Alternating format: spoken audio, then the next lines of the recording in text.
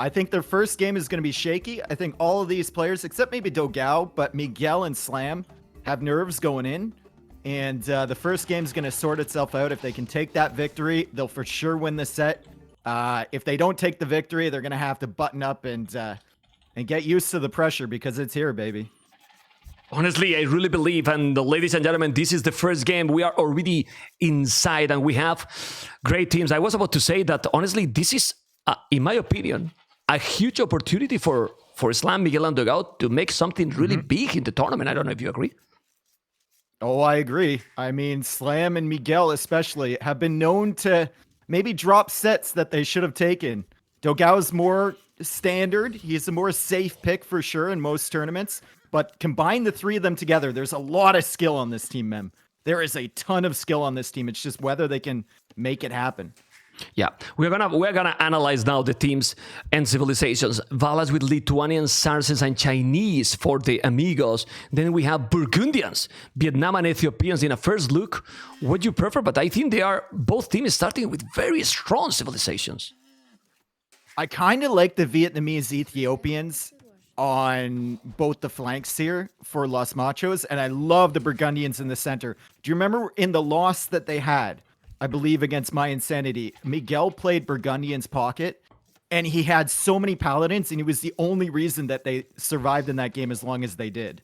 He showed the strength of that civilization, even though they lost. And if Slam can prevent himself from losing his entire base this time, I think they've got a chance. Yeah, that was insane. I mean, that was insane. And hopefully you have been, I mean, we didn't talk about it, but obviously I'm enjoying a lot. Like pretty much everyone that 3v3 is my favorite format. But I don't know how you are enjoying these maps as well. Like it's maybe sometimes even too much aggression, Dave. Well, I mean, it's ridiculous. You think about back in the day, Mem, and people would be going up, 21 pop, 1 archery range on a flank, right? And then walling up on a land map. And on these maps, because there's so much hunt and there's so much extra food that you can get and stuff, they're going up 18 population double archery range on the flank. It's crazy the amount of military numbers that we have in Feudal Age, especially on some of the maps. Pockets going double stable, 18 pop up. Crazy. It's kind of ridiculous. There's so much army, and you can see, especially over the last couple of years, army numbers have been prioritized in team games over villager numbers. Which I like that a lot because do you remember those times with a lot of team walls and then almost no battles till almost Imperial cities? No. 2 players stonewall in Feudal Age and sling the entire game in a 4v4. Well, that's a good point. I mean, the rule about not letting this link, it's also made a lot to change the meta. Mm-hmm. As well, because if you cannot slink, you cannot commit in these kind of strategies anymore. Also, the walls are much, much weaker. Why we're talking about this? Well, because for now, we see the standard. Burgundians already with double tax is doing the economy average. Obviously, he's going to go up as quick as he can. 3 villas for both pockets on the wood. And then, even 3 villas for the flank Barles Saracens. This is insane. They go even 3 villas now on the wood. And obviously, without the mill. Because now doing the mill, you are a bad player, Mr. Dave. Yep. To go up. The hell? Hey, whoa. I feel like that was an attack on me. What? No, Dave, I saw you make a mill. I was watching your game last night. I saw you make a mill, you idiot. Well, okay, but, man. I mean, speaking of idiots, okay, and I'm not calling him one, but Ganji is making this gigantic wall here. Look up to the north in that wood line, and I'm not a lab rat, but I can spy a little way through that maze. Like, they can just walk right through that wood line into his base if they want to. That wall right now is not really doing that much. Oh my God. I'm checking. That's the problem. He didn't explore. I'm taking his point of view of war, and he didn't explore that area. That's all open. Good point. You see, guys, professional co-caster. And honestly, now that nobody listened, Dave, when I asked you a strategy, man, did you listen, Jordan? I was asking, and I hear that was a good strategy. I mean, he didn't want to spoil anything. I was like, sometimes, okay, ask to me because, man, but I understand them. I mean, it's difficult. They play tomorrow, the quarterfinals. Yeah, but no one's sitting here and analyzing it. Like, who are they playing tomorrow? Yeah, they're playing against Winchester Classic Pro and running AI. You think Vinchester's watching your stream right now with a notepad going, oh, look at what Jordan said. He said that he was going to do this and he thought this was a good strategy. Yeah. No, yeah. I don't think so. I don't think so. I don't think so either. I'm sure that they are practicing. I was talking to him and I said Vincent because he was telling me in case that the cast and say, hey, ma'am, do you need me to cast? If you need me, I can't because I'm going to be practicing. I said, man, I got already the lineup, you know? He's super talkative, super nice, but yeah, he's practicing today. So he's not watching this. He's practicing, is what I mean. So you're completely right. Anyway, Purple has seen the hole. Yes, and now Blue is going to find the hole. Thanks God, because Ganji was going to be in a big problem. And he's sending the village, going to make a house. Wow. Okay, I mean, the map, people can think, oh, this is going slow, it's not so aggressive. It's wait for the first battle, right, Mr. Dave? Yeah, I mean, and the army numbers when they transition to Castle Age are going to be insane. I think, especially for the flanks, all of them going for double archer range here. We got Barles with double archer range. We got Slam with double archer range. Blacksmith is coming up right now, a little bit ahead of Barles. And we've got double range on the other side here, man. There are already 8 archer ranges right now on the field. So that's kind of insane for 11 minutes into the game. Yeah, and we see how they are letting Dogao lonely. So Dogao seems he's with Ethiopians that probably consider it stronger because the scout, I mean, this table is clearly closer to Islam. So, yeah, Miguel is coming to that area. Look at Barles. He's doing stone walls. Do you think doing this? I mean, well, they can always go around. You cannot wall 100%, but he's doing stone walls. My goodness. And then Saracens that usually sell the stone is not going to be a possibility. Yep. Yeah, it feels like you might want that stone for to exchange for the gold for sure. And look at the scout numbers here in comparison. So we have Valas with 3 scouts, right? And we have Miguel with 4, but Miguel already has the second wood upgrade and a heavy plow with those numbers. So Miguel is going to be ahead economically, and that was a great fight for them. I mean, he's keeping that weak one alive, Slam keeping his scout alive, and that's 3 dead bodies there from Valas as they start pushing back Barles. And now, if he completes those stone walls, his position will be looking pretty good, but that's an if. Yeah, let's see. Because a lot of work to be done. It's not happening. It's not happening. And he didn't have fletching. For that, he's going back that much. He didn't have the fletching. Miguel is there with the scout. Now he's going to go inside. Fletching is already there. All those archers with the scouts is still a little bit advantage here for Los Machos. Well, they're playing really well. And Barles, it's pretty much bye-bye right now. 2 army, they lost absolutely everything.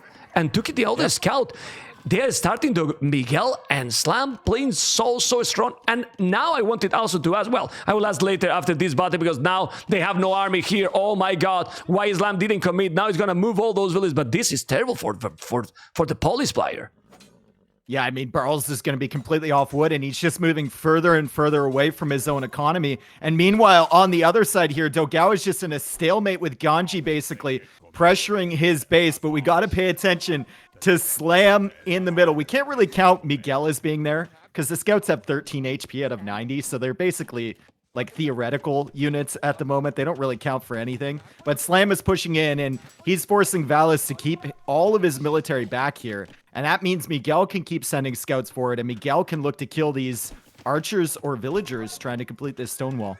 Wow, and the crazy thing, I'm just checking now, Slam archers, he's in the pocket right now. He's trying to kill those, he's using even the village, he's gonna get all those archers into the wood line. And this is huge because Miguel right now... Oh, he stonewalled them in! Okay, not bad. Yeah, but there's still 2 villages kill, and now a scout in the other Lambriac. They are playing amazing. That was a great move, yes, but they are still killing more and more. And look at now Yellow's economy. Miguel is about to go up to Castle, Mr. Dave.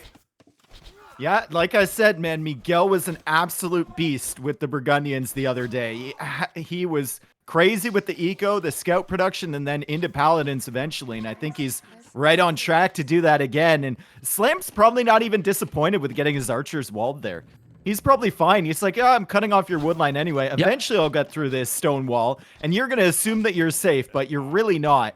Meanwhile, on the other side, Dogao, still doing damage. I mean, look at the archer numbers for Ganji right now, Mem. What Dogao archers? is just winning the 1v1. There is none. Exactly. There's no archers, man. There's no archers. Playing amazing.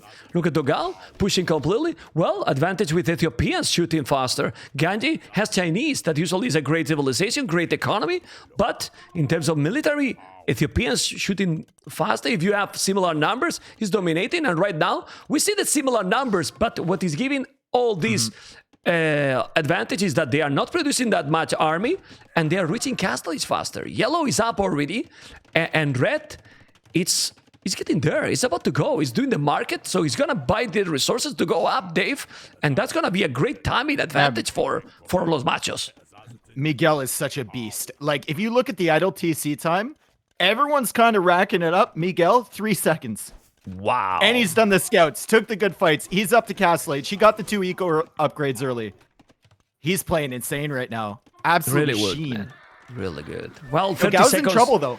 Yeah, might be clean here, but, well, he's against 2. If he's able to kill the scout, he's gonna be okay. And he's doing a good job. I mean, being against 2, he's doing the best he can. He's taking archers. He's playing good. He's 2 players versus 1, so need to go back. And the purple is about to reach to click to castle. It's only 3 archers, though. So this is what happened in this map. Like, Miguel you have to be... he's even getting the 2nd gold upgrade right now. Goodness. This guy's eco, Mem, is stupid. Well, Burgundians is pretty sick. But there's a problem now. Because look how this double, and being that fast to castle is great, but now the flanks suffer. And Dogao, I believe, he has no stone. He has no stone. He sell it. He's going to castle, but he has 1 army. No army at all. All the gold now exposed. He's gonna need to go back or he will lose the gold miners. It's true that now Miguel need to send the army there. Go on, Mr. Dave. There's only 4 archers there, though. 5 archers, sorry. And Dogao is now going into skirmishers, just a few, to protect himself. He's going to lose a couple of villagers, and Slam doesn't really need to be careful about this army on the left either, because Barles was forced to make skirmishers. So skirmishers you really aren't very interested in team games most of the time, especially this early, because they get countered by the melee units so hard. And both Ganji and Barles were forced to invest into them. And that means they can't really push forward and do all that much damage. My goodness. Triple is stable by Miguel, by the way. Yeah, Triple is stable. He's and, beast mode. Yeah. I think he's loaded this map up with Burgundians in the pocket against computers like a million times. And he's just practicing this build because...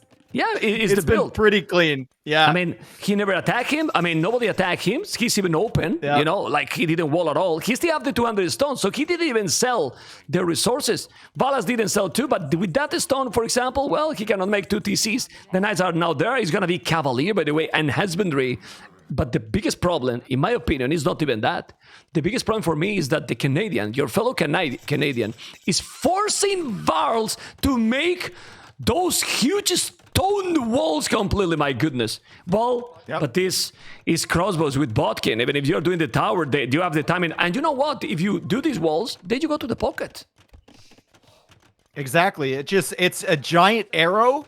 Like, it's kind of pointing to the left, but I think it should be pointing to the right because it's going to point Slam right towards his teammate Valas. They're in the pocket position, and Valas is still 10 seconds away from Castle Age. It's going to take him time to mass the knights that he needs. And those are Vietnamese crossbows that are coming in, so Slam is going to be able to tank a few extra hits. And Slam is looking really good here. It looks like Ganji actually wants to go through that wood line, maybe? He's looking for a path with those crossbows. Yeah, no, he's just staying now home. Up there? But it's crazy how one battle, it makes that Dogao and Ganji looks much closer than it was. Because Dogao was dominating, but that double, you know, that timing, get him in the game. And Ganji is now in a good position. The Cavalier are coming. Like, it's inevitable. The Cavalier are going to be there. And Slam is probably telling his pocket, Miguel, he's probably saying, no, go over to Dogao's side. Barles just made the Great Wall of China over here. And I'm pressuring the pocket, so you guys have a 2v1 opportunity over there. Yeah, well, the biggest advantage here is just the pocket for sure. And now, even more, Slam is now taking villages to Valas. Teal is chasing there with some army. It's mainly skirmishes, but the problem is, if Yellow is going to join, now the Canadian is going to be really, really in a good position. And the biggest threat here is the economy, man. Like, look at the economy difference. It's not only 8 villages more, Dave. It's having even wheelbarrow, the gold start mining, heavy plow, bozo. While right now, Valas just need to take their relics to maybe have some chance. I already one relic there, but they might clean those crossbows. Where is Miguel now? Oh, he's still in front, trying to take Ganji. But they are not killing them at all right now. They're not killing them, but Slam is still taking out Knights at the back. The skirmishers are coming over. 15 seconds until Elite Skirm. Slam with some good micro. He'll probably lose this army, but he can get some value from it. And he's pulling these guys away from Ganji. Now, I think they're going to be happy with just sitting outside of Ganji's base here and forcing him into more military because Miguel has 3 TCs behind this, and he still only has 17 seconds of idle TC time, man. My goodness. Everyone else is at like 2 minutes. Oh, man. Miguel is it's just beast mode right now, and he's got 17 Cavalier. Playing really well with a great economy. The problem here is that Dogao cannot match up the numbers now from Ganji. Ganji can recover quite well, and now we see also some knights and some skirmishes coming. Look at this area here. The wood is open all over. What the hell?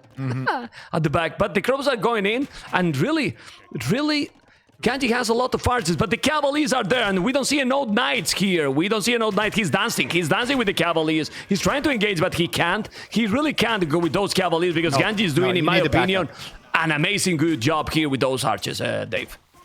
Yeah, I don't think Ganji can really push here, though. Especially with that Siege Workshop coming up from Dogao. If he gets that up anyway. Miguel and Dogao can't push. Ganji can't really push all that far as long as Dogao keeps his army alive and the Siege Workshop goes up.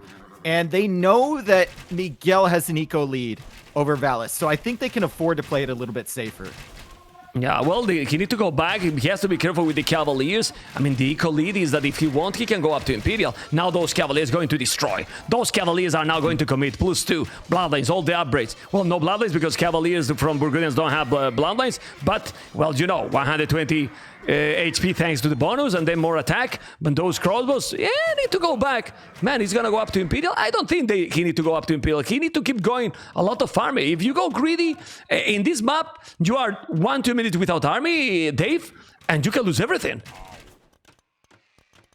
Yeah, you need to keep doing army. If you get a little bit too aggressive with your push as well, you can lose everything, and it might, you know, backfire on you. And I like the fact that Dogao and Miguel are just kind of sitting back here. They've got that Siege Workshop, and even if you just keep that Mangonel in there, the flag on top of that building is going to keep Ganji away, and it's going to force him into a Siege Workshop of his own. Meanwhile, on the other side, Slam falling into that classic trap where he knows it's a 2v2. He knows he's ahead on the 1v1 on his side, and he tried to go forward and maybe pressure just a little bit too much, losing some of his crossbows. And now Miguel is on the way to Imperial. 73 villagers. The pocket on the other side, Mem, is at 47.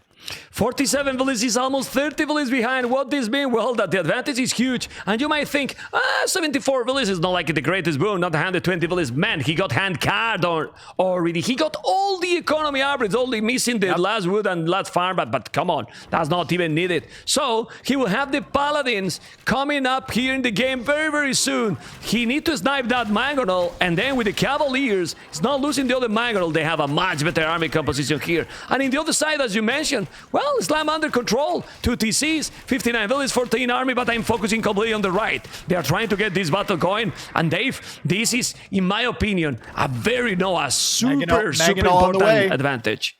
90% in that Siege Workshop. Mangonel is coming out right now. Ooh. He's gonna kill it? Maybe. Well, oh, he ejected on the backside. Oh, good shot, though. That's a good one. A castle. Even he has a stone to make a castle, Miguel? This is disgusting gameplay. Disgusting gameplay.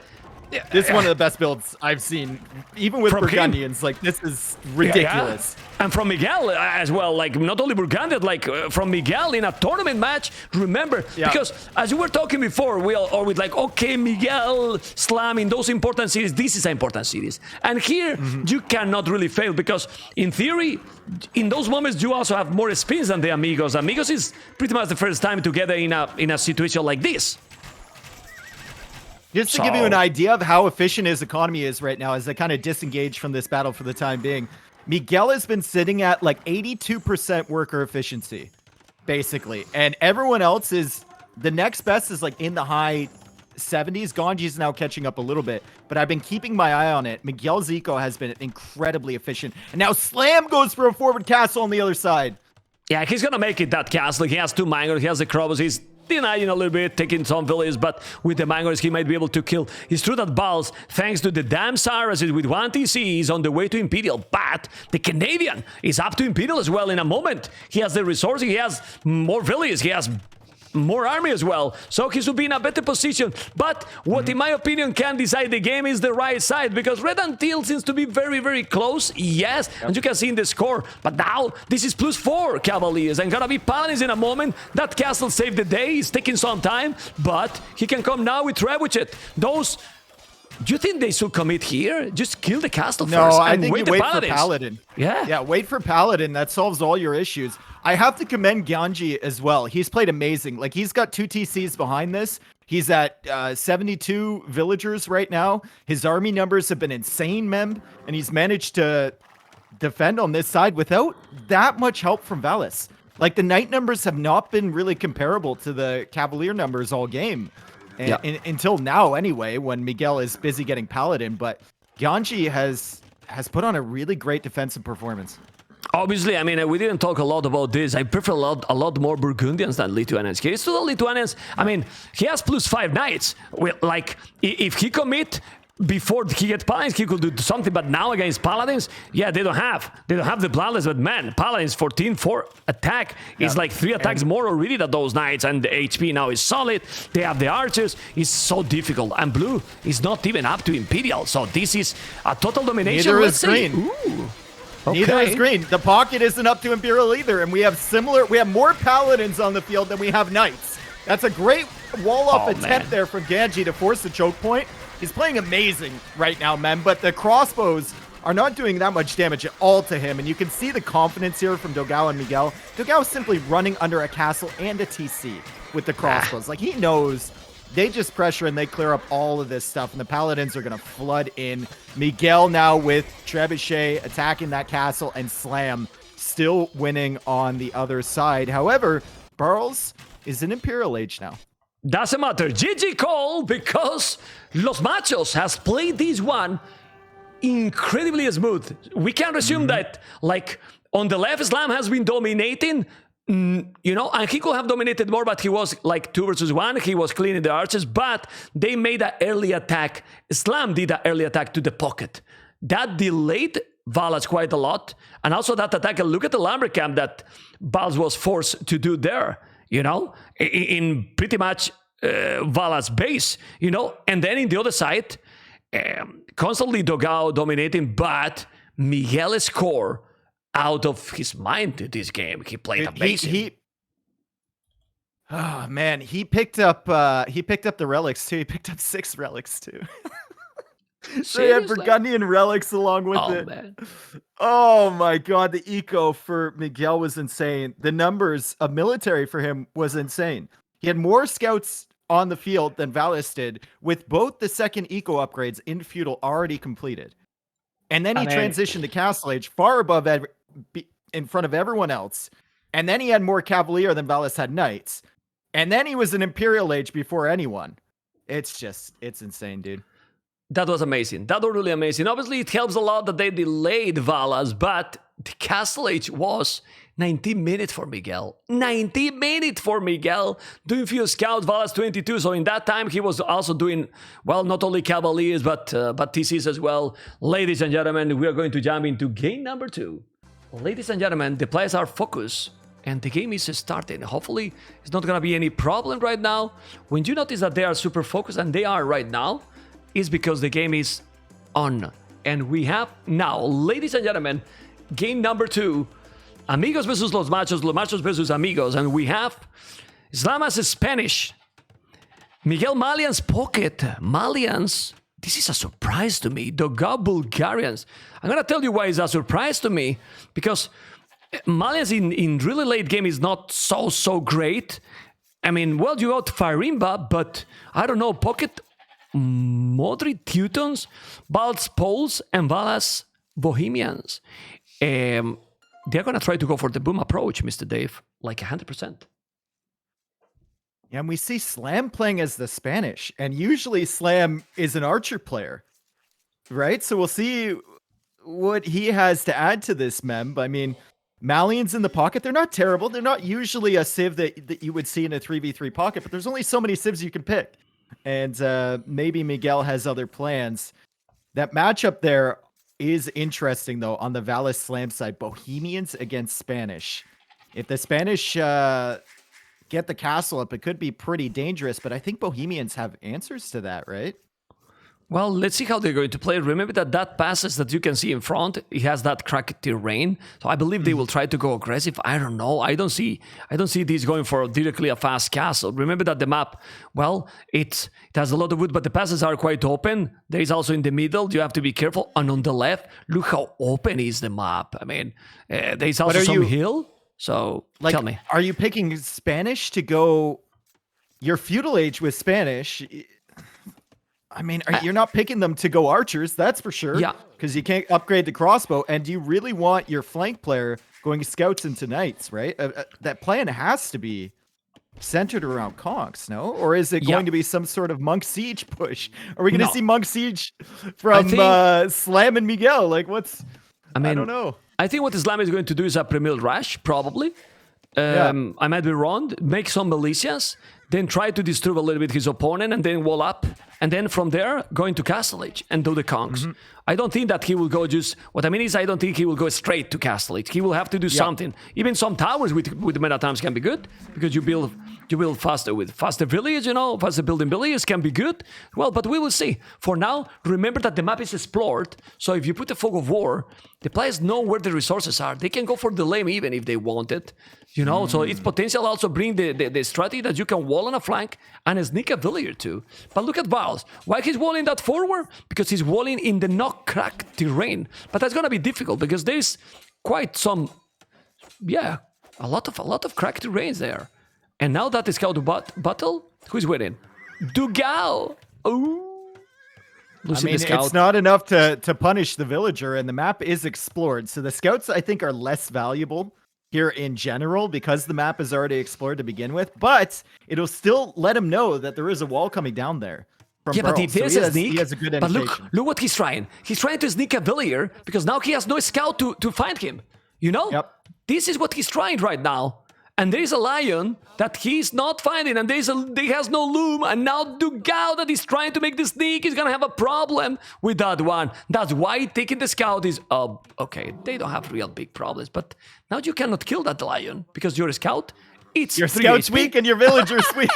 Exactly. Yeah, loom. Oh my god. No. Now palisade it. Well, he killed it. Go! He killed it, man. He killed it, but now that's the problem. Now he needs to be really, really careful. Anyway, look at on the right side. Valas, 1, 2, 3, 4, 5 villages to wall. And you were asking to me what was the approach for Amigos in the previous series. You are watching right now what was the approach. This one was the approach, Castle Age approach. But Islam, it's doing palisade. He has the barrack as well. So let's see what he's planning to do. Militia's not anymore.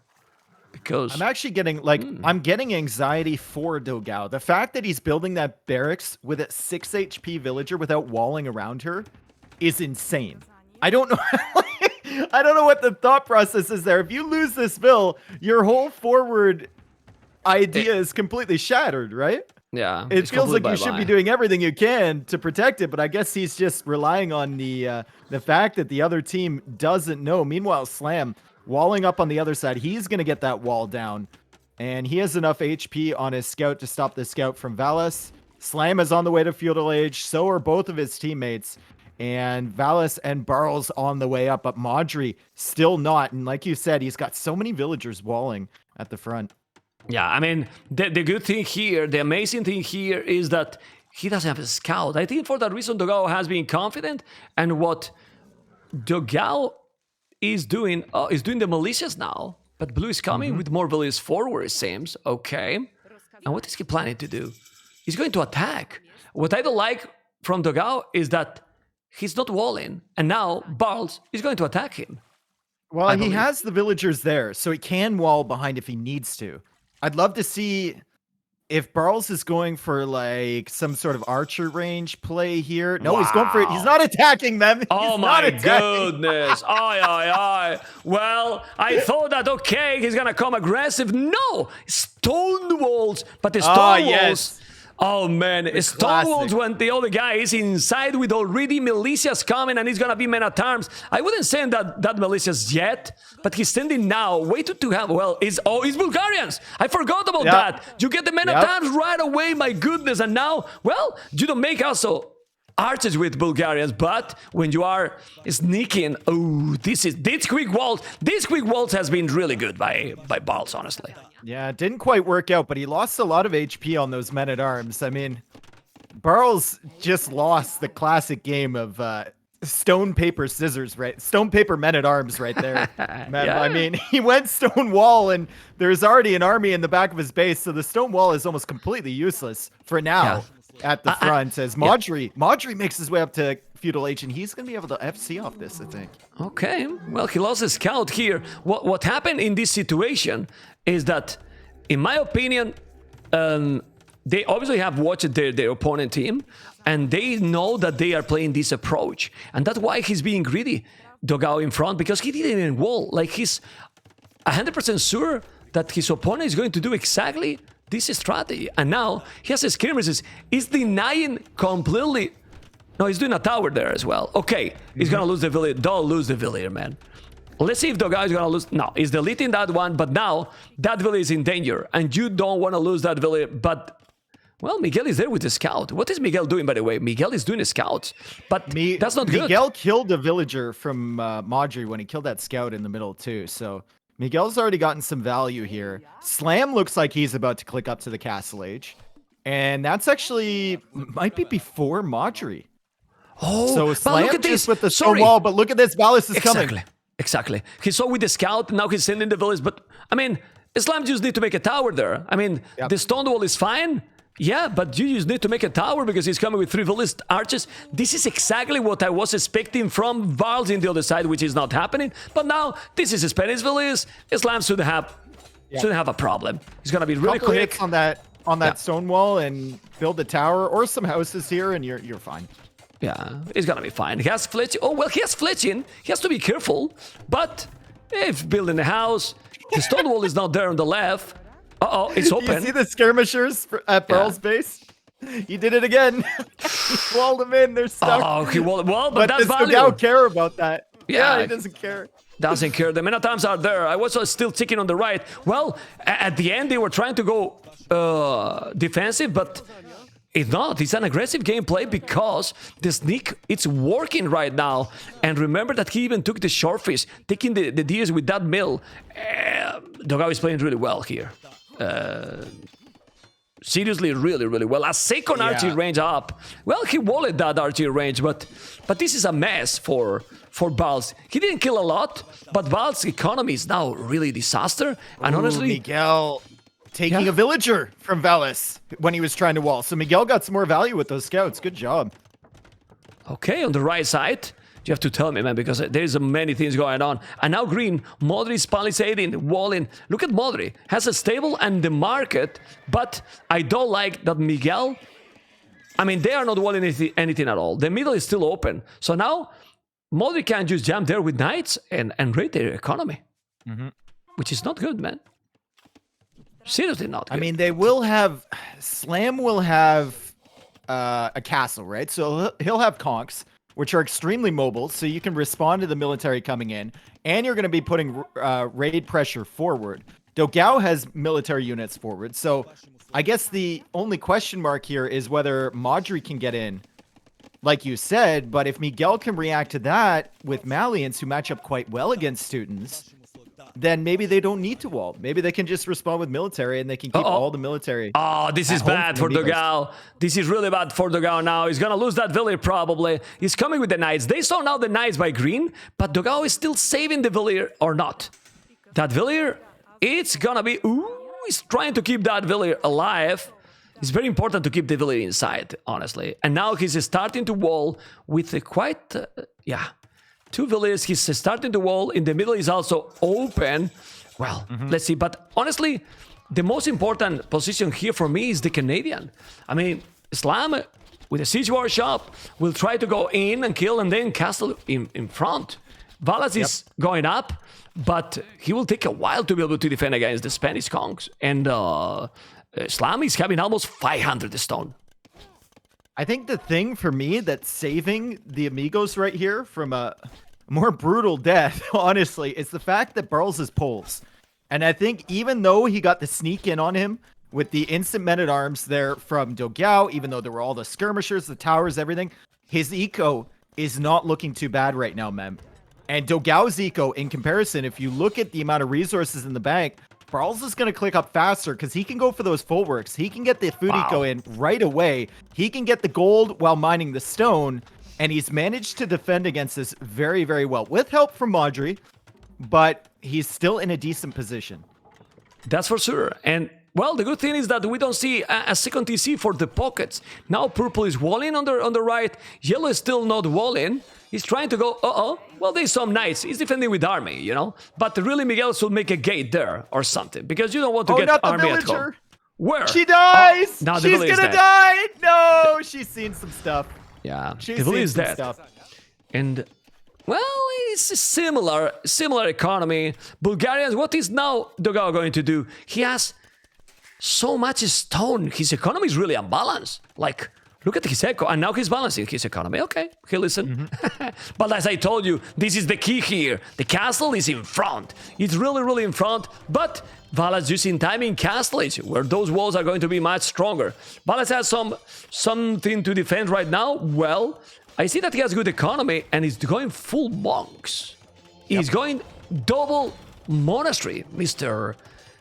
And more Mr. walls. Dave. Triple monastery Monks. and more walls. Wow. Okay. Monks and walls. This is what Battle of Africa is about, folks. I don't know if you've seen any of the other maps, but monks and walls, that's what we get. Well, but honestly, people has been telling the maps are so aggressive. Well, there's every kind of maps in the tournament, you know. There's the thing that some maps are being banned.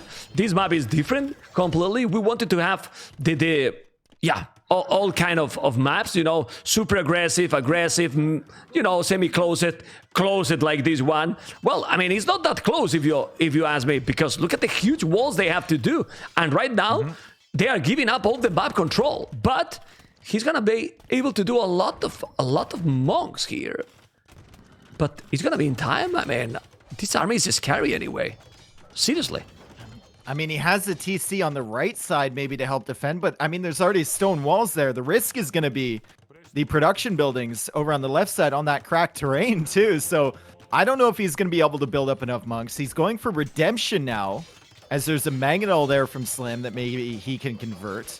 But still, pressure is on Valas right now. Valas needs to respond to this somehow. Barles is now on the way to the castle age a little bit, actually a lot later than I thought he might go up. And he's on stone, though, so Barles might be going for a castle of his own, too. Well, he has more villages than purple, but probably gonna be faster up there. I mean, remember that Dogao can do whatever he wants. I mean, he can go for a Krepos, for a castle. I really believe that Dogao is gonna boom now, but I'm really curious to see what is gonna happen on the right side. Because even if you get the monks, well, Islam is not really bad with the micro, so if he's able to micro and going away, but look at Balas, he's just walling everything. It's walling everything. 2 more houses, the castle is there, the monks are there, he's gonna try to kill the monks, yes, but now the mangonel is there, he's gonna deny the goal, and those are not with redemption, right? I didn't see that he made redemption. They are.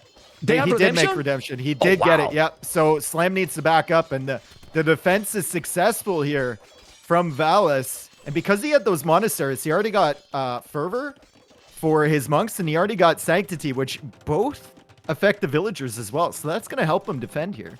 Yeah, but look at on the left. Dogao is forcing blue to react, and I like this a lot because he's a Krepos, he's cheap, but he's still 2 extra town centers. So he's forcing him to bring some army here, he's mining even more stone, and Dogao gonna keep booming, you know, he's trying to keep that open. Well, siege war shop, he has the gate. I don't know, maybe the way is to try to break in the middle, you know.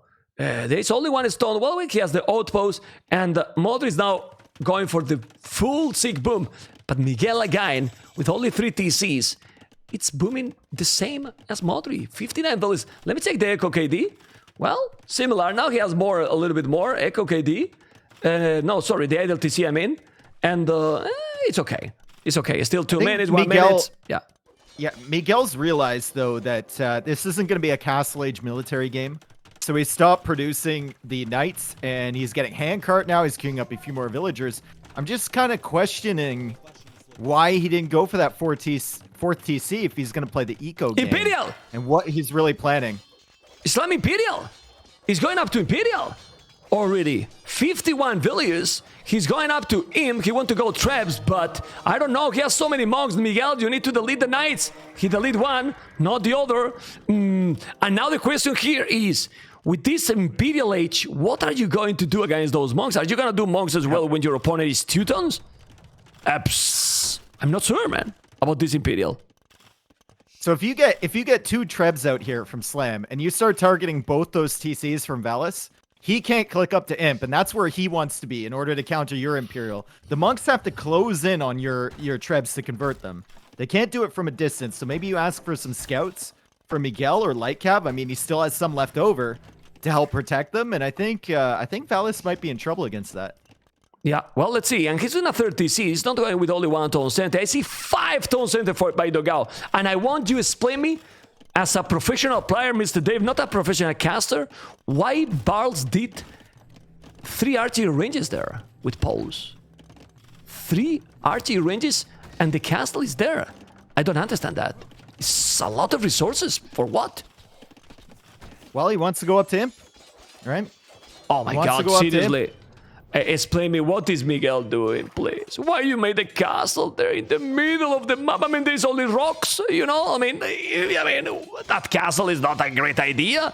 Go to the left, you make the castle, and if you click up to Imperial that you're gonna go, then you kill Barles' castle, but that castle in the middle? I mean, Dave, I don't understand that castle, seriously. Well, man, you see, he can not only secure the rocks, but he can also pressure the stone wall there, so well, okay, but there's a lot more at the back. There's also a blacksmith there that he can deny maybe the second cap armor. Sorry, man, sorry. He's gonna take the blacksmith, and now the conks are going back. That's not a good castle, seriously. Imagine a castle here forward on red side, for example. The middle is just wall. He's doing some ramps here. I don't understand. Anyway, we will see what's gonna happen. Look at the gold from Valas. Bohemians. 1,600 gold in the bank for Valas right now. Incredible. Maybe wants to buy his way up. I don't know what he's doing still in Castle Age here, but Valas needs to get something moving pretty soon. And 86 villages. And now Blue is going up to Imperial and going to kill Dogao. Because Dogao has Zero army and he's not going up to Imp. Yeah. Well, they are playing... Oh my God. Miguel is still with the Nordic castle there. Oh boy. Oh, doing petards. Well, if he's breaking in, maybe he can do something. He's doing Gibetos. He's trying to avoid that the pocket is coming or something. That's crazy. But you know what I don't like from Los Machos right now? They're playing lonely each player. Like a 3-1v1. You see? Yep. And that's not good usually in team games. Let's see. I might be wrong. But we will find out. Because now Modri has Cavaliers +4 incoming with the mobility. It's true that he's doing a second castle. And as you pointed out before, he's taking 1 TC. He's going to take another. He's going to probably take another. There are 2 more in the back, though. There are 2 more in the back. And that's where he's going up to Imperial Age. So he added 2. He's got a safe Imp TC back there. But all these production buildings forward are going to be under threats. He has mined most of that gold, but there's another gold to the left of Slam's castle there that he can't access, and he's only got... Oh, he's got 2 piles back there. He's fine for the time being, Valas. He just needs to wait till Imp upgrades come in. Yeah, he doesn't have that many gold anymore because he just bought it, but I really believe that Yellow is doing big mistake here. He's gonna lose that castle. Imagine if he was on the right side with Cavaliers and Farimba raiding Valas. You know, Miguel has to be with their teammate. He has to be with the Canadian. Islam has a lot of conks and traps. Imagine if Yellow was there. They kill all the monks and they destroy Valas' economy. Like this. To be fair, though, if Yellow is there, Green is there too. That's true. On that side. You know, so he's keeping him 100% busy here, and Modri has to keep his Cavalier at home defending against Miguel, and that means he can't really go over and help Slam. He's got a couple Cavalier over there. Sorry, help against Slam. He's got a couple Cavalier over there, but Slam is winning this fight right now. Wow, Slam has so many Kongs. He's playing amazing. He's going with the full Clown strategy. Clown Lots is of monks, because, though. well, the monks are there, yes, but he's still not in Imperial, so he does have block printing. The Kongs are going to commit. No, he's not. And Yellow has Cavalier. He's going to take the traps. Oh my god, maybe Miguel is going to kill Modri. Because, I mean, well, Paladin upgrade, but that he has Farimba? No, he doesn't have. The Cavaliers are there. Remember that those potential Paladins can be great. He's doing now Camels. He's now breaking that one. He's going to take the castle. He took the castle, and he's not letting him wall with that house. Well, he did it, but he has to trebuchet on the right side, though. Those conquistadors and traps are taking more and more map. But on the left, blue is coming. Now, and Dogao is going to have what? Cabarches with Bulgarians. Oh boy, I like it. Dogao 5 TC boom too. Behind Zero army. Zero I army mean, right zero now. army yet. Yeah. And he's still got some stone walls in front here, and Barles only with Arbalest to push forward. And you see how many archer ranges are being added here. Now it's stable to get the upgrades there from Dogao, and Miguel continues to push. And I think he might have even denied conscription from that castle from Modri. I don't know if Modri realizes. I'm not sure if it was denied. I know it was at 90 or I'm not something sure percent. either. I'm not doing so. Oh, I love this upgrade. Look what Islam is doing. Mr. Dave, look what Islam is doing. Heresy. Just go back a little bit. When he has Heresy, it's going to be huge. Because then all the army from Valas is going to be almost useless. He has a bomber cannon, 15 halves, and the monks is the threat. But with Heresy, it's just insane. I really believe that Slam is playing amazing, and now the game is so much fun because it's completely out of the box, you know, a completely different game. Yep. We have now 6 Rams, conscription now from, and chemistry, everything from Dogao. And Dogao with 135 villas, I find hard to believe that he might lose against Barles with 79. Well, he has a lot of army, has the timing, the momentum, and now trebuchet. So I don't know. Should Yellow go to the left? Now Green is gonna clean everything from Miguel in the middle. It looks like those paladins are pretty strong, Mr. Dave. And no walls. Difficult though. I mean, it is Malians, right? It is Malians with heavy camel, Ooh, and it is a Farimba. choke point that's going to be really difficult to fight in. And So he'll- if Miguel he'll- is paying attention, plus he's got villagers there to wall in choke points, man. If he notices, could be good. Oh man. Oh, this battle. No. He's not losing the battle. He's going back. Well, I mean, it's kind of even. Now he's going back because he was the hill. He was the castle. He's trying to go back. He need to go back as well. 39 army. Man, who is this Miguel? I mean, we have the webcams, and then we know it's him. He's not. I will say it's a Smurf. Dave. I think it's a Smurf, but no. We check the webcam, and it's him. So it's confirmed. You see why the webcams guys are good? Well, it's not a Smurf, Mr. I Dave. love this, Meb. I love this play so much by Slam going for those guard towers It's on this amazing. side. That It's means the really monks, amazing. he can retreat there, and the monks are really going to struggle about that. And Valas can't push out too quickly. So Slam is going to hold his position on this side forward. He's got golds and stones under his control over there. Still has the Conquistador number. And I mean, he's It's an been amazing pressuring play, Valas yeah. all game, and he's just slowly advancing. And look on the other side, Dogao now has the army numbers we were talking about. 142 villagers for him, for 79 from Barles. Well, look at this, man. This is incredible. Well, what time you are? I think you are behind. I am in 40 minutes right now. Look at the siege rams now. Siege rams from Dogao. Cap archers. It's not that there's a big difference, but there's a little bit more village now from Barles. Oneged upgrade from Yellow. Oh, man, he's gonna cut. He's gonna cut. But guys, the paladins are coming. It's what I was telling you. Now Modri is going to the left. But he's also coming with the Cavaliers. Honestly, they are playing individually so amazing. And look at this. Look at the slam. Now the bomber is Hufnische. Is Hufnische here? Oh my god. Is Hufnische now? Now he has to be careful. But as you mentioned, I really believe that the slam just need to hold this position. He don't even need to attack, you know? But on the left, who is going to win that battle now? Is Cab Archers, are they fully upgraded? Yes, they are. And Farimba Camels, they're doing the market. They're going to start to trade. The boom, it's...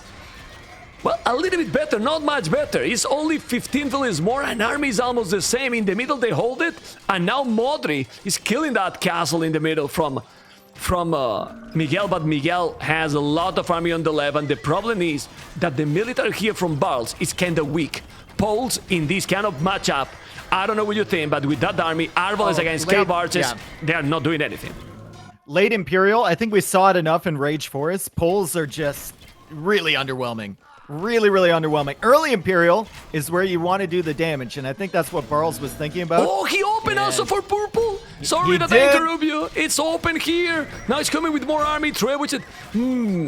I don't know. I think now they have a lot of army. Barles is struggling, and as you were talking, Poles is not doing the job. And you know the biggest thing also? That Islam, with all this push, is now already full boom. 4 town centers with 113 villages, you know. Valas as well, but Slam now can't even trade the Spanish trade. He can even switch to Paladins if he wanted. Look his economy. He's going good, man. He's going really well. Los Machos is playing in a very, very high level in this game. You know, like really, really well, because this gameplay from Islam on the left, on the right, sorry, is so difficult. Look at the Kongs. He's gonna kill all the monks now. He's gonna kill all the monks probably. But no, he can't. The Hoof Nietzsche are so hard. Valas also playing amazing with that a lot of army. The problem, I believe, is on the left. I think the right one is more or less even. But on the left, how they stop this? I don't know. They can't stop this. I think they just need a ton of Paladin. They need a ton of Paladin to stop it, but then Miguel switches over there, right? Miguel switches over there with the Farimba Camel, and then you're in trouble because it's Cav Archer and Farimba Camel against Arbalest and Paladin, and I'll take the Cav Archer Farimba any day. And especially with the Siege Ram to clear up the walls too. And remember, they have Spanish trade, man. Yeah, and we forgot Spanish trade behind this. Go on.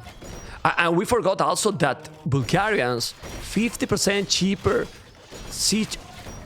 You know, so he can go siege honors also. So one bada boom in the Arbalest, and what the Poles got there. But then you check and look at the score. Modri, Valas, and Barles in the late game, pretty sick players, and they are holding. And right now, more army than Los Machos. Los Machos with more villages, yes, with more trade, yes. But the military, it belongs now to Amigos, who are pushing back completely with those Arbales. Okay, the Farimba Camels are coming, but they need siege. They need siege, man. Siege is the key here. They have Onagas Arbor now, but they are not doing. Oh boy, I don't know. Onagas are coming now, and on the right, Valas is pushing back. Slam score is now decreasing more and more because, man, how do you stop, even if you have a crazy micro, how do you stop the Huvnici and the Halbs? you want my opinion on how you stop this? Yeah, well, I think there's a technology that Slam can get to help stop supremacy. Villages. Yeah. Go with villages, right? Yeah, because if you send the villas to attack the monks, like, what's he gonna do? Convert some villagers? Yeah. Lol. Good point. Well, make supremacy. When you say that, I was okay. Send villages with supremacy. On the left, you can see the comeback. Well, you are watching exactly where the Amigos shine. The longest the games goes, the better they play. The better they play, and you can see they are playing amazing right now. Seriously, my question amazing. Right now is like, what is Miguel doing? Like, I guess he's got some onagers as well, or he had some onagers anyway earlier in the game, but he's basically just camels at the moment. He's sending them in like one by one. Yeah, but this is the problem. Side. But this is where now Malians are total crap. They are not really great in the late game. The camels are fine, okay, but the longer the game goes, the wars that is gonna happen. Now you can see what Islam is doing. Monks. He's going monks, Inquisition, doing all now redemption, everything. Yellow is doing now champs cards. Imagine if he was there with champs cards as well. He could help both sides, but they are not doing. And right now, the Canadian, your fellow Canadian, has a lot of villages, yes, but he's gonna get destroyed with the Huvnice. He got all the pushback, and now Valas is in a total domination mode activated. Unbelievable game that it was looking that was going to be the 2-0, but no, it's not happening anymore, Mr. Dave, and it looks like they are gonna take the game. Look at the army numbers right now for Amigos. Sick. Yeah, Amigos, I mean, they've run the game to the point, like you said, that they wanted to. This was their game plan when the map first started, and they walled up. They tried to get here, and they're finally here. They push back the stuff in the middle from Miguel. They're trying to push back the stuff over on the right side there from Slam, and Valas is on a warpath. And they're on a warpath against Dogao once again, especially with that forward castle there from Barles. And it looks like Miguel might be able to take a few trips. Yeah, he's taking some, Difficult, not too yeah. much. They want to kill the castle. Now the castle is down. That helps a lot. Dogao, amazing amount of army. But on the right side, tell me now what Slam can do. And what Slam can do is resign because he's getting destroyed right now. He's still with the Conks. And as I was telling you, oh my god, those Conquistadors are going down with the Hufniche. And the Conks, there is a point that they are useless. He never made the transition. He has monks. He could do paladins. Well, paladins again helps, probably not the best. But you need to do something else because now it's just 57 halberdiers, so many Hufniche, and Valas is gonna destroy all his base with that army. Seriously, He ran up against the wall. He ran up against the wall of monks. Oh, check in the middle! Check in the halberdiers. middle! We missed the middle. Look at Modri with a total domination, pushing the middle, taking the 4 relics from Miguel, castle forward, and seriously, Valas, Modri, and Barles are just dominating big time. It's over. It's totally over. This is absolute revenge for the attempted push by Miguel into Modri's base. And Modri's saying, man, that wasn't such a good idea. I'm going to now do it to you. I have Teutons, I have Paladin. Took out all your relics. Going to put a castle right on your face. And I'm going to cut you down the middle. My allies are also winning on their side. This game's over. People was telling me, man, but we see so much aggression. Yes, 30 minutes, 40 minutes, feudal castle. Where's the Imperial game? You got the Imperial! Imperial Age, you wanted Imperial? You got Imperial now. GG Cole and 1-1 for Amigos here. Unbelievable comeback, let's say. I wouldn't say that they were really destroyed at some point, but this was looking really good. But Amigos has proof here the strength they have, Mr. Dave, and they did great. Amazing game for them. Yep, and this is exactly the way they wanted it to play out, right? They wanted to get Valas over there with Bohemians on the Hufnitsa with the monk upgrades. Slam only able to push so far. He never teched into anything else. I think he just kind of continued the Conquistador production, assuming that his teammates would win on the other side, and they couldn't push. Ooh, check the conks. Upgrades for Slam, I just noticed. Hopefully he got husband. What was he missing? No bloodlines. Well, I mean, he's up against monks. What does he need bloodlines for? Well, but the halves, yes, and so on. You know, I mean, he's still 20 HP. And anyway, I mean, it's they are not even elite. You know, they are not elite and no bloodlines. So obviously that matters a lot. But still, the game was not that super long. Like it's 52 minutes. The thing is that they were fighting during all the game. At the end, they were fighting a lot. But they boomed really well, and seriously, the military numbers and the KD, Barles did a great micro with the Arbalest. We were talking about how Poles can be, and he got the most killed in the game. Mm-hmm. The most unit kills in the game with 40 army, you know, with the least. And Valas, Valas 75 largest army, economy. Modri got a huge boom as a pocket as well. You know, they were also starting to trade. Well, Dogao was trading the most even, but it didn't work. And Amigos get the 1-1. We're going to go for game number 3. Game number 3 is going to be right now. We have Coliseum 1-1. This is a completely different map, completely different approach. And in this one, obviously it's called map for a reason for Los Machos, you know, and it should be better for them. But you never know because they are playing with Barles, Ganji, and Valas. So, look at the civilizations. I mean, what we can expect here, Mr. Dave? Because I really, we just expect super crazy aggression and super fast. And probably archery ranges on both sides and then scouts in the middle. I mean, Miguel is the Magyars here, so he's probably going to go at least 2-3 stables in feudal age eventually. Crazy. We've seen it before here. It's been absolutely insane, and both the flanks for him are going to likely go into archers. Although we have Khmer on the one flank from Dogao, so that's interesting. He could still go into archers here though. Yeah, and Khmer's going to help him out a little bit. They use it to Mesosiv, you know, Aztecs and Mayans, both flanks. Like, the Aztecs usually in other maps that are bigger, like Arabia and something, they don't use it because there's no Thumbry. But in this map, that maybe is a feudal game, doesn't matter at all. And Aztecs can be very dangerous. What do you think? Yeah, I've never looked at Aztecs and went, ooh, no thumb ring, maybe not so good. They're dangerous. They're so good, man. Yeah, they're so good. They're dangerous no matter what. Their passive eco bonus, working throughout the entire game is going to really pay off. And of course, at any point they can switch into Eagles too, which could throw a wrench into the plans if the bases are still wide open. I think the walls will come down eventually, like mid feudal. People will start to wall themselves off. But okay, sorry, it's just that the elephant. Here. Yeah, the elephant for Islam. For that, I was kind of freaking out. Like it wasn't going to be there. I think Islam is going to be housed now. No, it's not housed. It's in the house. The eagle is so annoying. It's not letting him to lure the ostrich, and that's really bad because he's among us. Not why now Yellow Miguel is joining the party here just to protect him, and then Miguel pushed the deers for your teammate. Miguel's like, don't worry, I'll take care. I'll handle it. I'll handle it, Slam, because I'm sure Slam is very stressed out. If there's one player that loves to push in every single deer near his base, it is Slam. Slam will get super greedy with that, and I think his teammate is being a bro right now, coming over here and pushing in this ostrich.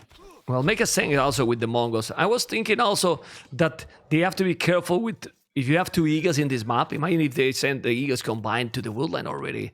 You can take the valleys, they have no loom. You can kill them like super fast. But again, the feudal transition is going to be without the mill. You can see Barles already doing the mining camp. The goal is on the left, and the other goal at the back. That's nice. I mean, I don't know if you have noticed, Dave, I believe you did, and also for the viewers, that the previous Colosseums have a lot less goal. I mean, this map is still snowballing, but we try to give more resources. There is an extra third goal for all the players, and then close to the wood, there's always one small pile there. So if the game goes longer, or if you get attacked and deny the goal like it was in previous editions, there is a lot more goals, because we noticed that too early it was, too little, and you lose the goals and then you are out of the game. Being said that, everyone is going up now. Look at the population, man. Dogao, 18 population. Like we were talking, man. What the hell? Yep. He is Khmer, though. He is Khmer, so he didn't have to build the mill on the berries or the mining camp to go up to the next stage. He could make do with just the lumber camp, and he's going up to feudal age right now. He does have looms, so no real threat from that scout and eagle combo over on the other side. He's going to wall up anyway, and Dogao can go straight into archer ranges without making the barracks as Khmer. So he's going to have a lot of versatility here, man. Yeah, I mean, well, talking about the Thumbrin, I mean, Khmer doesn't have Thumbrin either, so Aztecs and Khmer, in that situation, in case that this happen, it is the same. So let's see how it's going to be, because Khmer also is a really great economy, but obviously, without having to make the barrack, double archery is going to be warranted, like right away. But we didn't talk about the sieves. Like, Slav's great economy, but Magyars in this map looks very dangerous to me. Like, the best pocket probably for this map. It's whether Slavs can and their teammates can survive like 4 or 5 minutes into feudal age. And then he's going to start catching up with the Magyars, right? But the Magyars are going to have the early advantage, not only with forging, but with the cheaper scouts too. And there's the double archer range from Dogao on 18 population up, man. It's crazy, man. It's really crazy. I mean, right away. So, and probably the next building is not going to be the mill. It's going to be the blacksmith. Yep. I mean, well, double archery range also for Barles, Mayans. Mayans are Mayans, and he's walling a lot on the left. It's trying to wall everything. Now Slam cannot, but Slam is doing double archery range, protecting the goal, not being so much quicker, because you expect the Mongols to be ahead, but they are not. And now Ganji with the double archery range as well. I mean, the coordination has to be huge in this map, really, really huge. And I think Miguel is gonna go with Dogao. What do you think? Look at how open they're playing too, Los Machos. I guess Slam is starting the wall right now, but Barles, Valas, and Ganji are really emphasizing getting those walls down. We see the wall already coming down from Ganji. He's making one around his wood line too, and Barles has already walled right to the wood. So they're thinking about a team wall situation. Meanwhile, on the other side, Los Machos prioritizing military. at the moment. And it can work. Well, the Blazit is already there. He's going to make the fletching right away, Dogao. Not really. There's no food. He has no food to do it. So he's going to come with the scouts and archers. Now yellow is coming, as we expected. He has forging, remember, for free. Also, the scout guys are cheaper. And, well, going together, red already doing the fletching. That's the Canadian slam. He's gonna be the faster one with the fletching, which makes sense, being Mongols and sending the archers. In these kind of battles, now Barles, we have to be really careful because we all know how fast Slam can be. Let's see if he's gonna be against one or against two, but it looks like Slam is gonna be lonely again. And then on the other side, we have both together, Miguel and Dogao, Dave. But this map isn't too large, right? So if one player from that flank, from the Slam Barles flank, wants to walk over, they can. And they can come help their teammate and maybe surprise them. So Slam needs to keep tabs on where the army from Barles is and vice versa. Yeah, for that reason, he's not really going that aggressive. He's like camping a little bit close to the archery ranges, finishing the wall with the scout that is exploring. I'm gonna put his point of view, as you can see, and it's difficult. It's difficult. As you can see, guys, I'm not bringing you a lot today, the POVs, because, well, there's so much going on. It's quarterfinals, and I want to see all the overview. If there's an opportunity that can be interesting, and I can do it because it has to be really quick, I will bring it. But I think we're gonna focus more in the whole thing. Being said that, we see on the right side again the military numbers, and it's pretty close, but looks like Dogao has more archers there. Ganji's eco balance is all out of whack too. He's at 25 villagers right now. I think he has a lot of idle TC time. He got a minute and 25 seconds, and he's got a ton of gold in the bank too. So Ganji, his eco has been really struggling in comparison to Slam, who has 29 villagers and the same amount of archers. Well, with the Mongols probably is a little bit easier, right? But then he has to be careful. He's also some delayed from Dogao as well, but he's still 2 villages ahead. They are suffering. Well, the Ganji is suffering with the economy, but yellow, that's Miguel. He's going all in. He's doing his skill bard in armor. He's doing the +1 armor. He's going to make a second stable. No, but they're walling, and soon they will be team wall. I mean, you can notice that this is a quarterfinal. They are not really taking any risk. They're waiting for the arbors. Now Islam is doing the double beat axe, and the problem is that Barles, as you were talking, is about to join the party. I don't know if he's going to be in time. And Slam didn't track that. Slam didn't track that. And that's the problem with this map. I mean, it's so close, right? And it feels like Valas and Ganji, I mean, they're losing this fight, but they're kind of pulling this army out of position. And Barles is saying, I have my army over here. But now Barles is heading back because Slam is in the back of his eco. And Barles has no tower back there. He's going for a market. Maybe wants to buy himself 100 stone with that market that still isn't up to make a tower here, man. But now he clicks away, and this is terrible. It's really bad. He has to be careful because the tower did in the berries. I don't know what you think about that tower. Now the archers are there, and the big battle is going to start now. Barles is going to lose probably those 3 villages. If Islam played properly, 1 is down. No, he's not, but now he's going to the wood. The wood is already housed completely, well, with those houses, and now the goal is going back again. And the problem is not if you kill, but if you are sending all those villages from goal out of the position, you won't have resources to make archers. My goodness. And he has not. Barles didn't even help out with that 2v2 fight over there. I think they could have cleared it up with his help from behind. He sent his archers back, kind of stalled them out in the middle, was trying to buy that tower, didn't end up buying the stone. He bought food with it, so he has no stone for a tower, gets all his defensive force cleared up, and now he's coming back with this army that could have won the battle over there. I think that was a total misplay from Barles. However, Slam definitely forced him into it. Yeah, he forced it, and like, you have to take the decision, and then you fail. In the other side, we can see yellow playing again. Amazing. Why? Because he has the +1/+1, yes, but also the bloodlines. He has the bloodlines now there. The bloodlines are there, and with the bloodlines there, they're gonna kill absolutely everything. And Los Machos, in this kind of game, it seems that they are dominating one more time. Well, he's doing fine, Ganji, but those scouts with bloodlines are doing the difference. Dave? Yep, Barles finally clears up that archer army behind his base. Now he's equal on villagers with Slam right now. So Slam having a little bit more idle TC time, maybe Town Watch or something, but it's not that much of an eco difference on this side, but the 2v2 on the other side didn't work out as we expected. Yeah, it didn't work out as expected. No. It didn't work out that well. I mean, it's fine. He has, well, 38 villages, 5, but look at green with the slabs. He's doing now wheelbarrow. So Miguel now has some idle time. Yes, he definitely have. Also, Ganji with 3 minutes. 3 minutes idle time. That's why he is still doing the army. Obviously behind the economy. Wow. He has returned to the gold. Oh, my God. God. Slams on the gold again. How did this happen twice?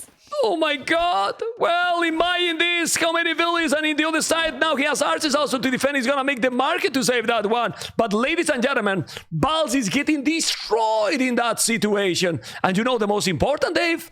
He's on the way to Castle Age in 5 seconds. Damn. Yep. Slam playing very, very strong. And Barles having to buy himself some stone for a tower on the wood line too. Things just are not going his way right now, Mem. He's sending a lot of villagers out to the gold, and Slam just runs away for a second and says, I'm going to come right back there. It's worked before. We'll try this again. Idles him off the gold once more. It's crazy. Well, he keeps him out of the goal. It's crucial also because you cannot buy your way to go up to Castle Age. Like, not only for the units, because many times we see how the players are just balancing. Now he has to be careful because there's more archers here from Barles, and it's time for him to move the village as well. No, he's sending the village to fight. Oh, I like that decision because he's out microing, but also he's sending a few villages, and at the end, well, he's not losing too many. He's not microing the archers though. That's the problem with this.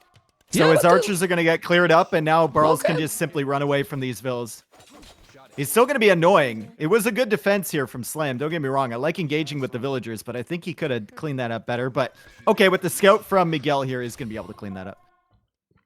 Okay, on the right side, we can see how right now both flanks, everyone except the pockets are going up to Castle Age. You know, but a little bit faster for Los Machos as well. A little bit faster or much faster, right? Really, really fast.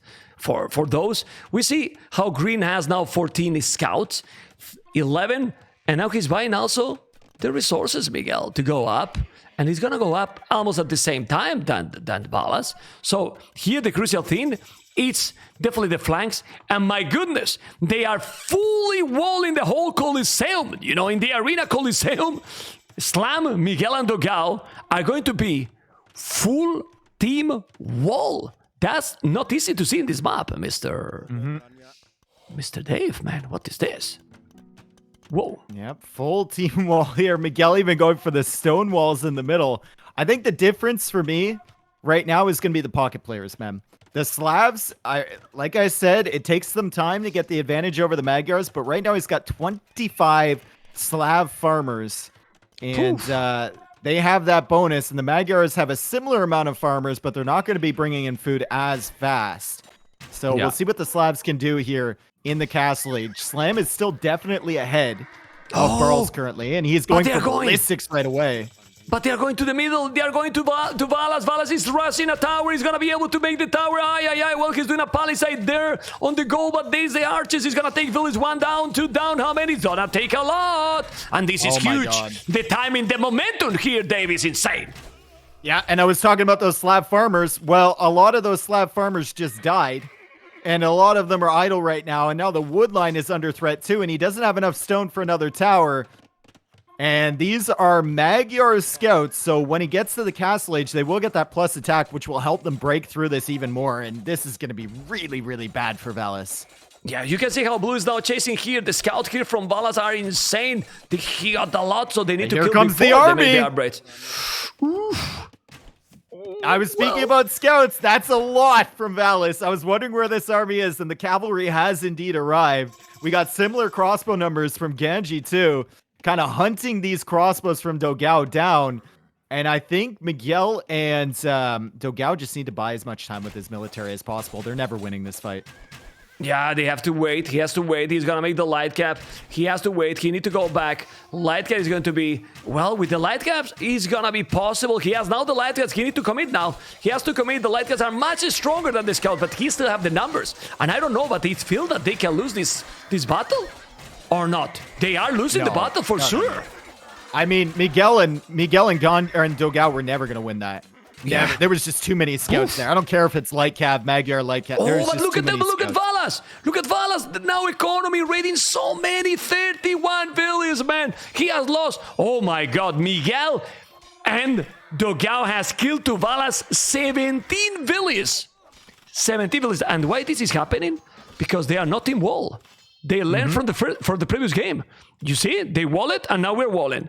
And then 17 villas, 21 villas down for the pocket.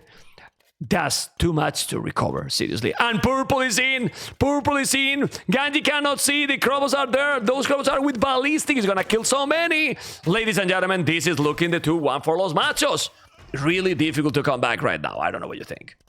I think really bad for Amigos not tracking that army in the transition period up to Castle Age, right? There's no reason that their army should be so out of position.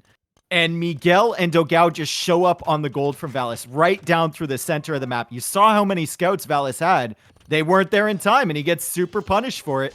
And now the light cav are over on Ganji's wood line. We still have crossbows over there from Dogao. Ganji has enough crossbows to defend at the moment, but now they're looking to push Slam a little bit. Yeah, but the truth is that the real truth is that they have a lot more army right now. Not anymore. Well, okay, look at those light guys. Slam is gonna lose everything. This is insane. This is insane. We have said many times that in these maps, maybe one TC is enough. Dude, you go for many tone centers, you protect, but then you're gonna lose all the battles. And right now, Slam is trying to make the best out of this, but Slam is gonna have zero army in a moment. And he got zero. He got tone centers? Yes. He got army? No. They don't have army in this area on the right. Now he's bringing the archers, but 72 army Amigos, 53. They are behind in villas? Yes. It matters that much, Dave? Maybe not. I think I'd take a 50 villager lead in exchange for, like, you know, a 20 army difference here. Maybe if we're talking about 30 military or something like that, I think Slam can recover, especially with that TC at the front, if he manages to keep these light cav out.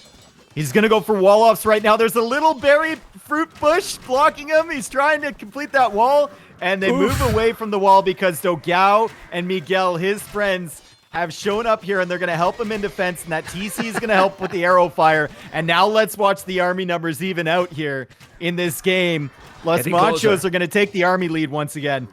Yeah, they're getting closer, as you can see. And the difference was now here that he got a lot of crobos here, but light cat from Valas, while we're knights from Miguel, +2. So right now the army numbers are pretty much the same with 50 villas more.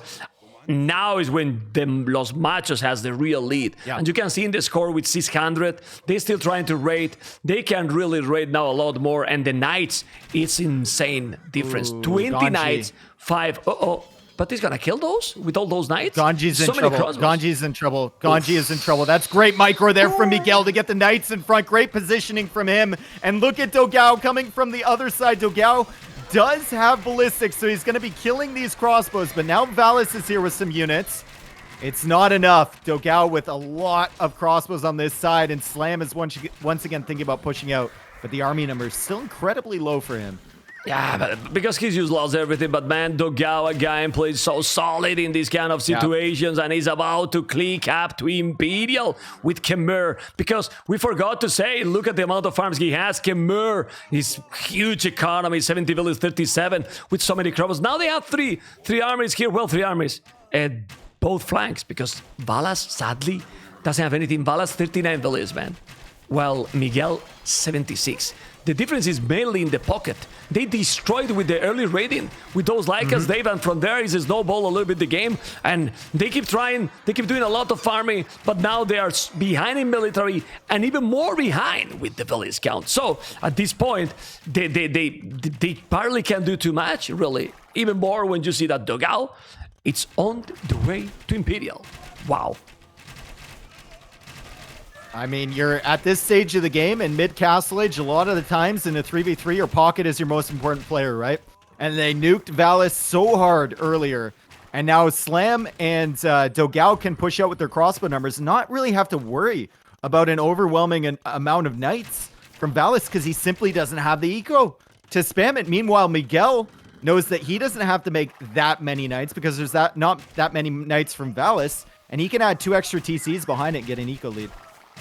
Yeah, well, he has a a huge eco lead. He has double abilities. True that, look at Barles on the way to Imperial, but now Slam is also going up. He's going up to Imperial too.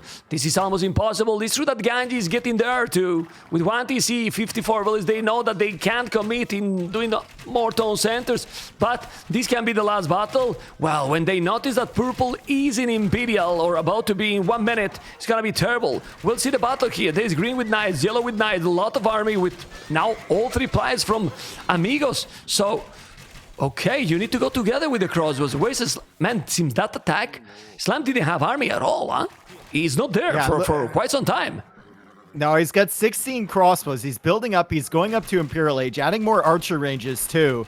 The military numbers still in favor of Amigos, but look at that. I mean, look at the eco numbers just in general, and capture age up at the top there, man. 160 plus versus like 250 from Los Machos. That's an insane difference. Well, look at Dogao resources, and he's about to be in Imperial. He can go up to Imperial again, and he can drop a castle. He's gonna be now with the Barles, with Barles. He's gonna have all the upgrades. You see that teal and blue are going to be there too. So maybe they are hoping that with the army numbers, Amigos is still with more army, which is pretty insane if you ask me. With that economy difference, okay, for sure. But man, what is this? Okay, there's a lot of army. Purple is gonna be there with the army faster, and that can be terrible. They're gonna lose everything now before they reach the Imperial. It seems so. Green now has a lot of knights there, but yellow too, and now those Barles are already upgraded.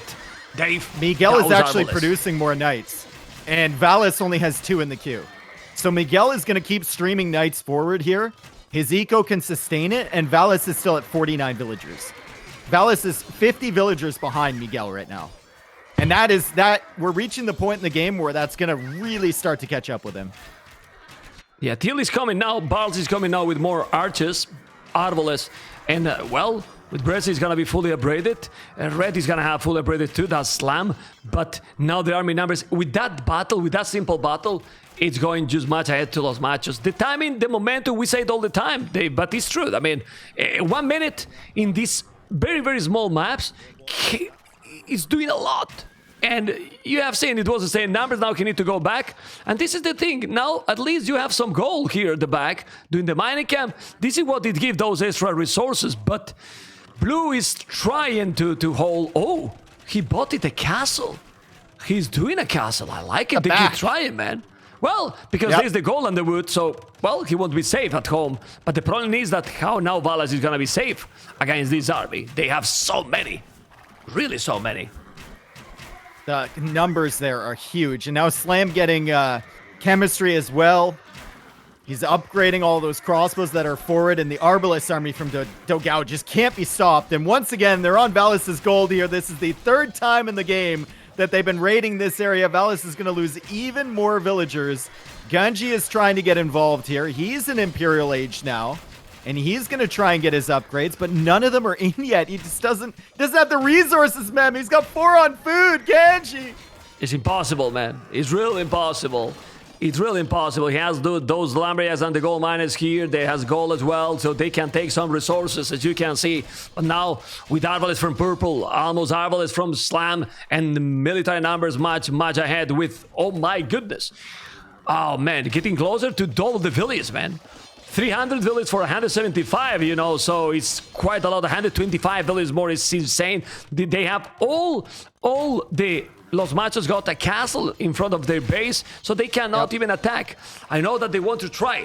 They want to fight. They are fighters, but this game looks very, very over right now because they have nothing to counter this. It's coming with Trewich and Barles, and it's impossible. It is really, really impossible that they can come back from this. I don't know what you think. But honestly, if I'm Dogao, I'd delete that castle, put it even further forward. Yep, that's exactly what he's doing. I mean, he looks at the TC. From his point of view, it's a ghost town. There's literally tumbleweed rolling across the eco from Ganji because there's absolutely nobody here. He must be super confused. Where are all the villagers? Yeah, they are at the bottom, obviously, at the bottom. Let's see if he can see. Well, he see a castle there, so they're in that area. Still, Blue has no resources to make Barles. 20 army, 9 army only for Green. It's true that Barles has a lot of army, actually, as a Mayans, but they call the GG because Los Machos in this one, they have really really played well during all the game. Yep. They raid a lot. And that transition, Dave, that attack when they were all to castles, they destroyed Valas. Valas has half the village from Miguel. Half the village. And Islam lost that attack, but Islam did the job, honestly, because he also killed to Barles a lot. Really, really a lot. I want to actually, I want to know where the army was from Valas when they were attacking there, because they should have been tracking it. They should have been tracking the two players with the biggest military across that tiny, tiny center of the map. For them to show up at Valas's base unopposed is definitely a mistake. Also a mistake for Barles to get so out of position with the early archers and Slam to do so much damage 3 times on that gold. Pretty crazy. Pretty crazy. I mean, I'm not going to check in the game because we could go back and we capture it, but the show must go on. But he got at some point a lot more scout, as you mentioned there. So I don't know. Economy, just look at the economy, 15K more than the other pocket, you know.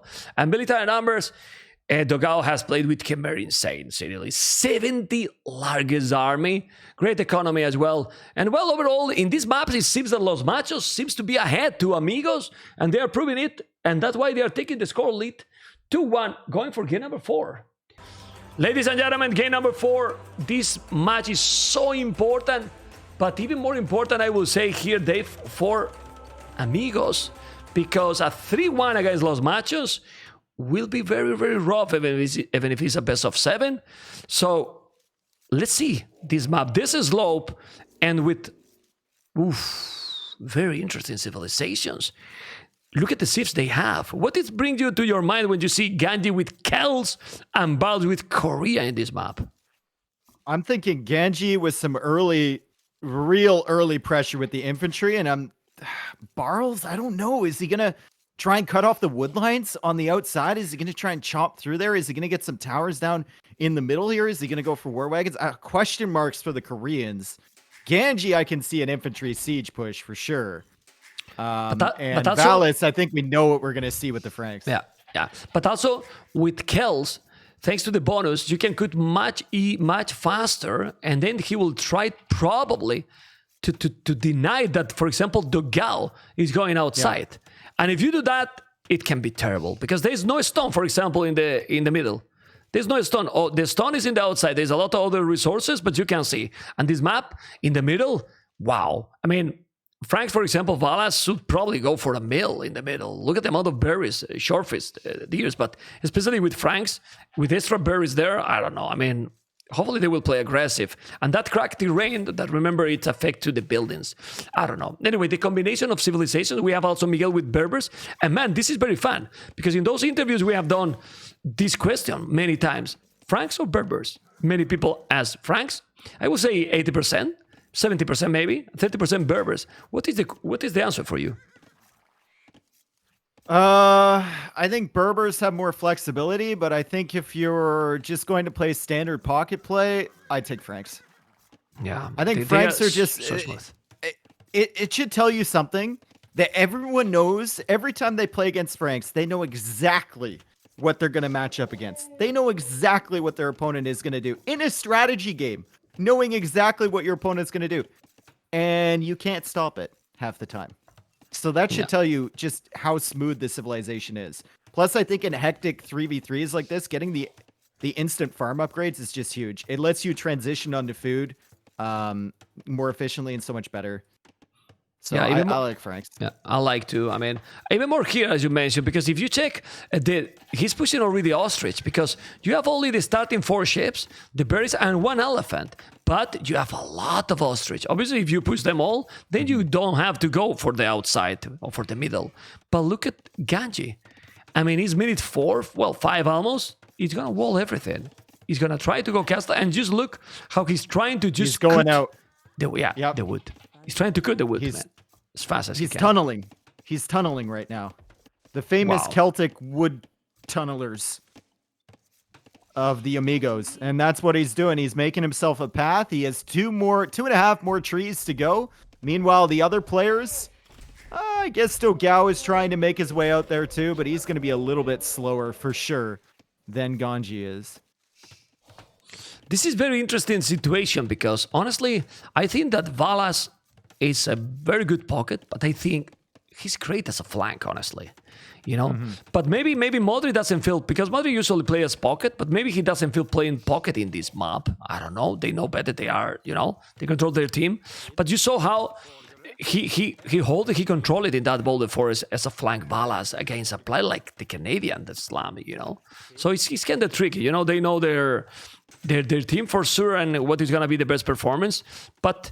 Yeah, he didn't sign yet as a pocket Valas. Let's see if it's his time now with Franks to shine. And still, they're trying. It seems that all them, Barles, Valas, and Ganji, you check the wood, and they are like microing much better. If you check Purple Dogao, for example, look how far he is to go outside. Go on. Yeah, Dogao also going for the drush here, and there's really not that much to hit other than denying some of the Zebra to push in here from Ganji. I don't think he'll get in through there, but the Zebra's trolling Ganji. Yeah, he's going back, and that's really bad because the militias are now there, so no more Zebras. And now he's gonna try to wall maybe. Look at the Palisade Gate and few houses. Yeah, but you don't gonna get any other more food. And seriously, with the food he has right now, he's not gonna go up to cast. Like, he has the walls, he's gonna go up probably. Well, 400, yeah, now he has the food and he's going up 22 population, so not a population to go fast castle. He's making his way through the wood line there, too. He's got a tree and a bit. He's got 60 wood left on that one tree, 100 wood left on the other, constantly getting further away for his lumber camp, so each tree is going to take slightly more time. And on the other side, Dogao is actually a tree and a bit away as well, so maybe they might get out at the same time. They are micro now properly. Also, look at Miguel as a pocket, also trying to be there. They know that they have to be outside. They're gonna be outside faster than Balas. But now the militias are in the middle, and we see a stable from Balas. Nobody's going to the middle. They are afraid to get damage into the middle, and there's huge resources. Usually, when they have seen this map, the players that dominate and put the aggression and go to the middle, they always reach castle age faster. And also more army, because it's free food there, Dave. Man, look at the food there is there. It's crazy. Yeah, it's a lot of free food, but you have to remember that the most important resource in the game is wood. Because you can get food from wood. So if you lose the wood lines on the outside, you are in deep, deep trouble. There's only so many trees in the middle. So prioritizing that is good early on. But eventually you're going to need to branch out. And if your enemies control that outer wood line, you're going to be in trouble. Purple is about to go outside, but look at blue, man. Blue is 82. Yeah, only 82 that tree. Less now with 2 villages. He's going to be outside very soon. And I don't think Purple will be in time to be outside. And that can be terrible. I don't know. He's going to be very close. We will see. Miguel will be in time. Yeah, Miguel. He's got one tree, and if he has a way out, even if Dogao gets blocked, Miguel can go help him on that side with some military or some villagers. So I think even having one player escape to the outside safely is gonna be pretty nice.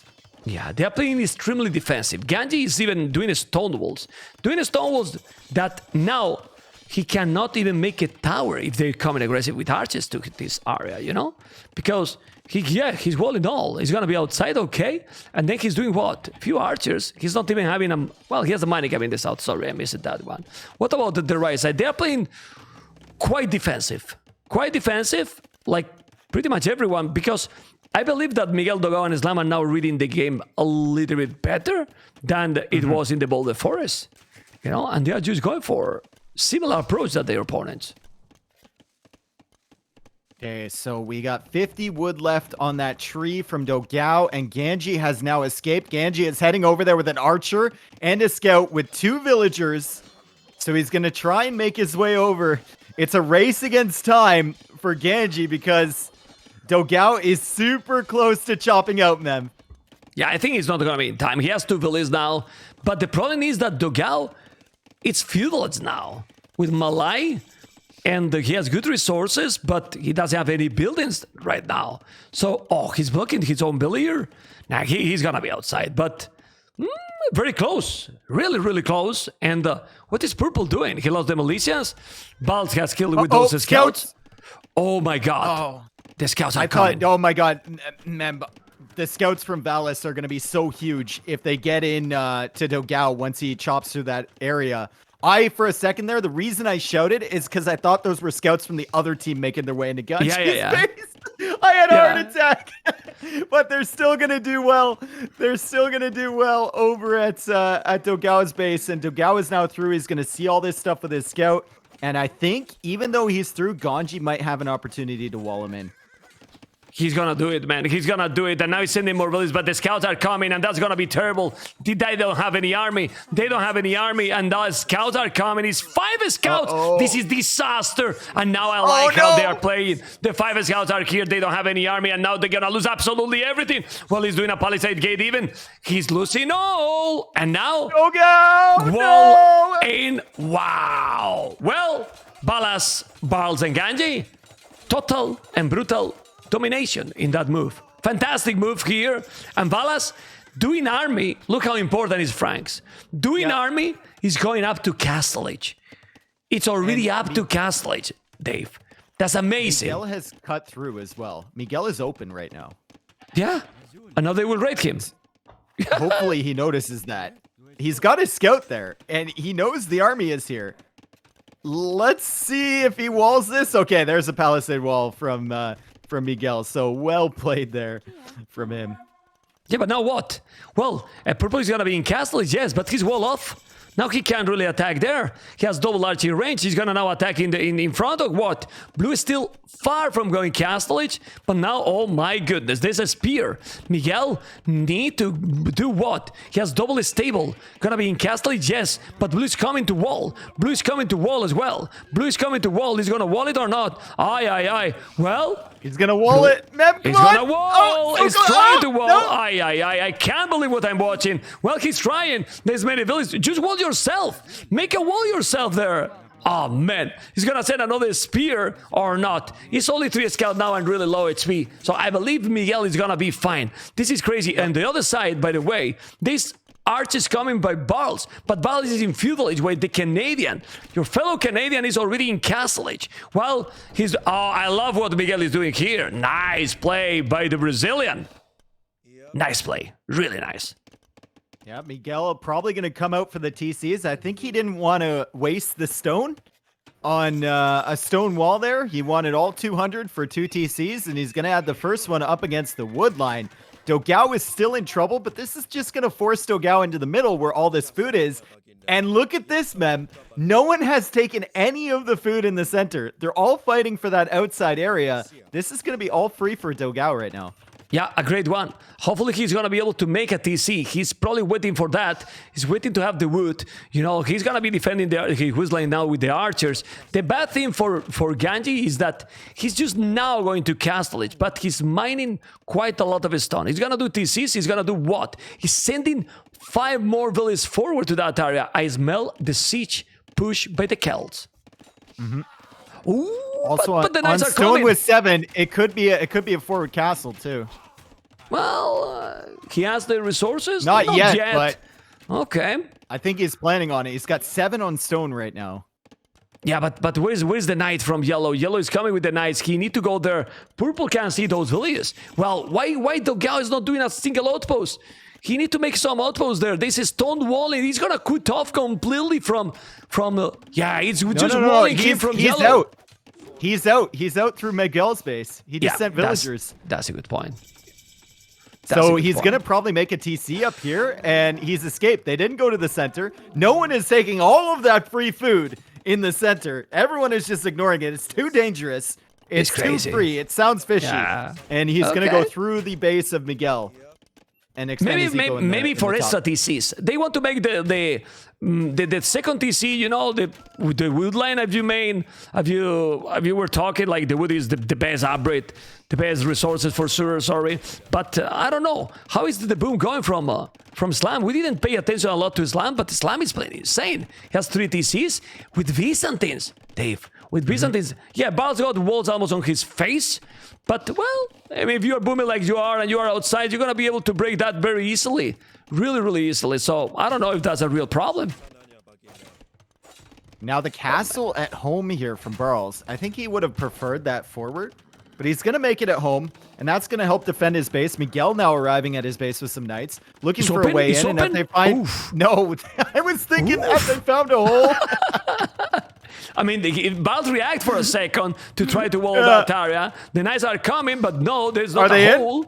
No, my God. It's all wall. Imagine all these madness and then there's wall. I mean, I don't know. It's now look at Ganji walls here. Like, but then they managed to wall like this, and they still have Ganji still have 2 villages more than Dogao. Oh, the Mangonel! Oh my God, that shot. Well, he take quite a lot. He's gonna take another mile. Yeah, it was pretty sick right now. And also he got siege at home.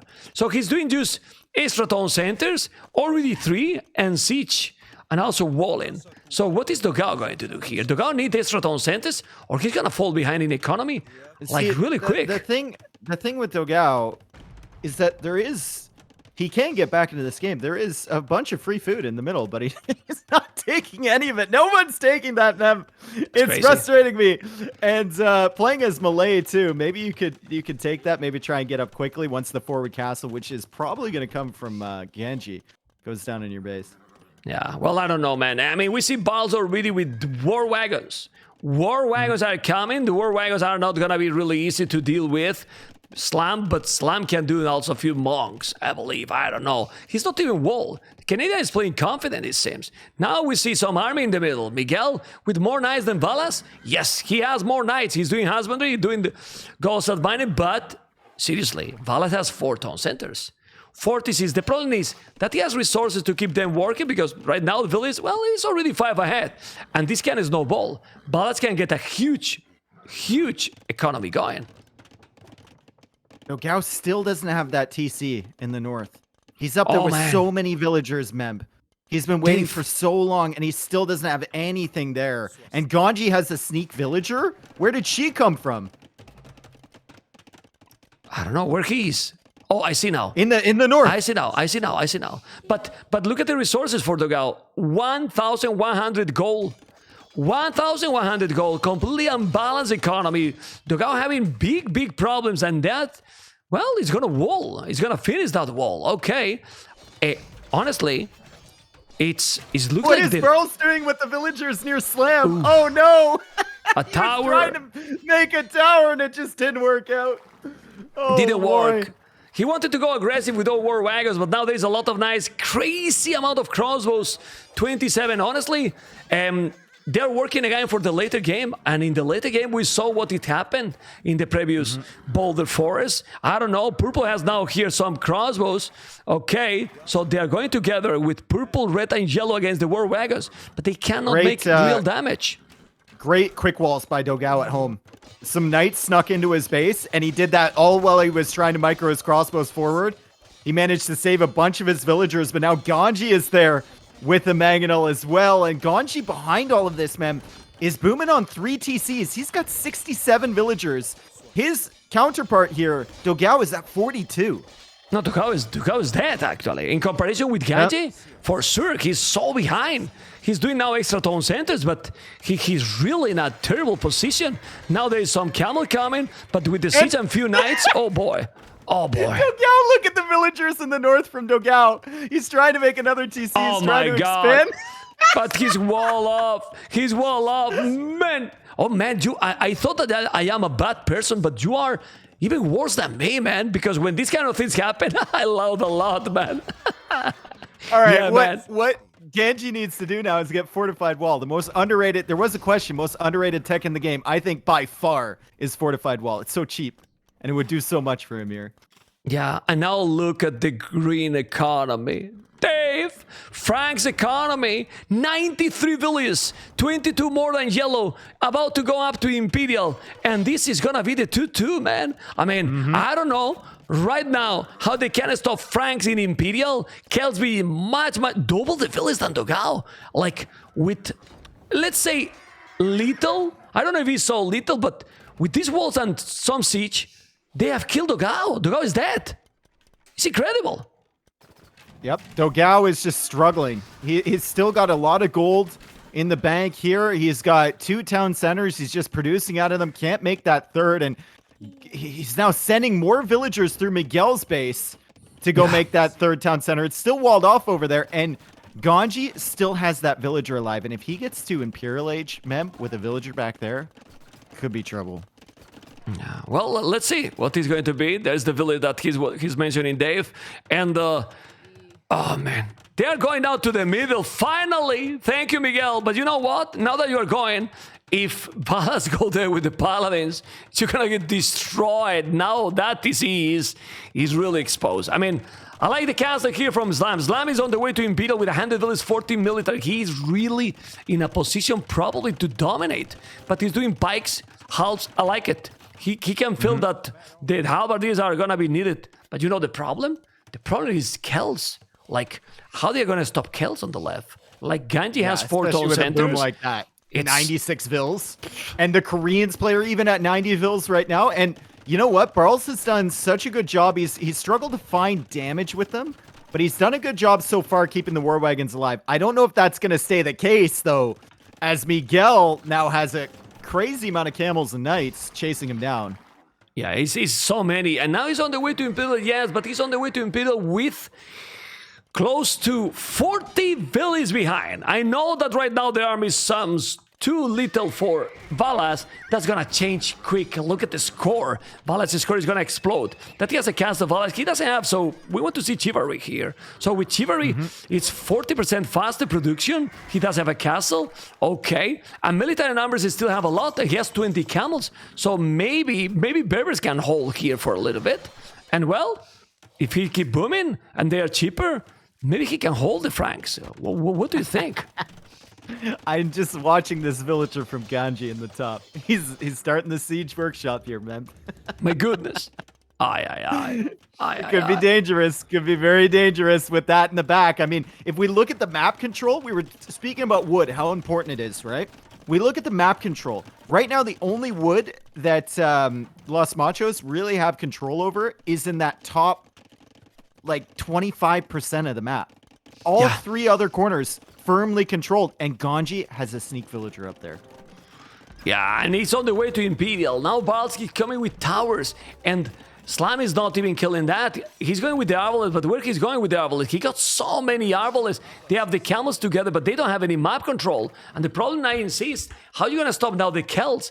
The Celts is going to do more and more with one village. Maybe he should do a TC with that village just to build, you know, a base. But Purple, 61 villages, 120, double the villages from Blue. This is insane. Paladin that on a the player way. like Dogao, it's insane that a player like Dogao has suffered that much. Look his score. Yep. I mean, he sent the villagers north so early, but it took him so long to get that extra TC up. So his economy was struggling. He had to deal with raids all the time. He's now just getting wheelbarrow. His villager count is at 63 only. Fortified wall is in, so it's even harder for him to push out.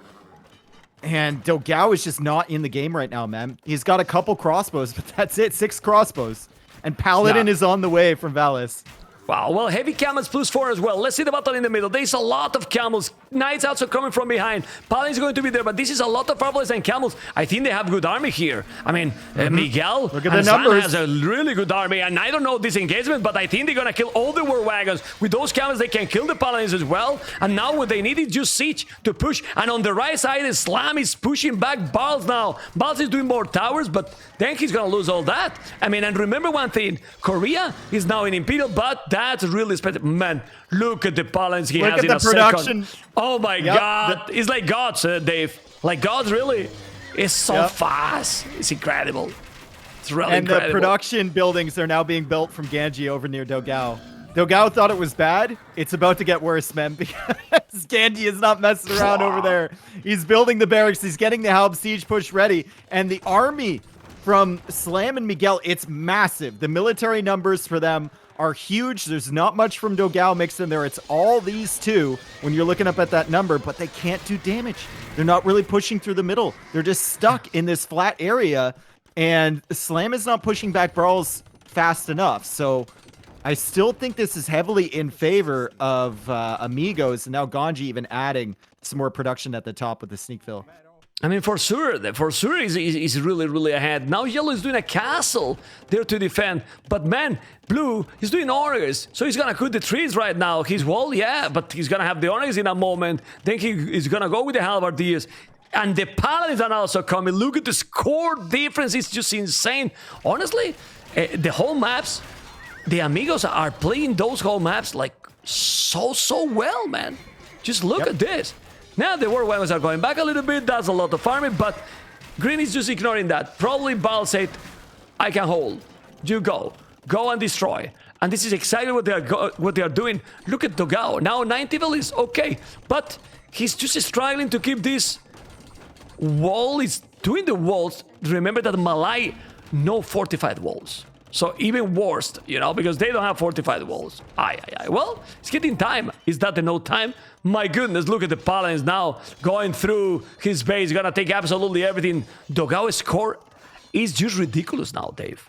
Ridiculous. Dogao's no longer a factor. Look at the north. The push is coming in. The push is coming from behind. They might think, what? What is he doing here? And all this from one villager. Unbelievable. This is impossible, man. Really impossible. The war wagons never die. It's just too difficult. Miguel notices the halberdiers. He's actually fighting them with villagers in the north, which the halbs have full upgrades here almost. So that's not really the best play in the world. Ram's also coming in there. Paladin's destroying everything. He's just moving through the wood line. Valas is trying to get into Miguel's eco behind. Meanwhile, Miguel and Slam still trying to push Barles, but they're pushing up the hill, Mem. It's so difficult against Koreans with their towers and their wagons and all the walls here. The camels just look awfully useless against the walls. They're fine against the units, but as soon as they come up against the walls, Miguel is just completely stalled out. Yeah, they cannot, man. They cannot. Yeah. Dogao has the resources to go out to Imperial with a crazy economy. 52 villages. Yeah, man. SO coming in. Oh, God. Oh, my God. Yeah. Oh, my God. Well, GG, man. There's no ESO. There's no ESO. And, man, I have conclusions now about this series. And big ones. I don't know if you're going to share those. But, man, this is 2-2 series. And, Dave, it looks like meta games, Machos better. But when there's, let's say, a lot more strategy involved, Amigos are taking over. It's the feeling right now. Because this is more unconventional opening, and in both the forests the same. And then in that regard, Amigos better strategies.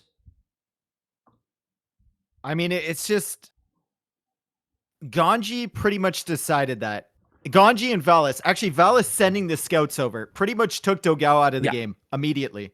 It was just over for Dogao. As soon as he lost those 5 bills, got walled in, and then couldn't get the TC up near Miguel soon enough, it was over for him. And from there, Ganji booming up, not really going for military production, just making his way into Imperial Age was super impressive. And Valas economy the game really well. Yeah. Valas economy, we're checking here. Oh boy, Valas economy this time. Untouched pocket. We were talking about Franks or Berbers. I think we got the answer.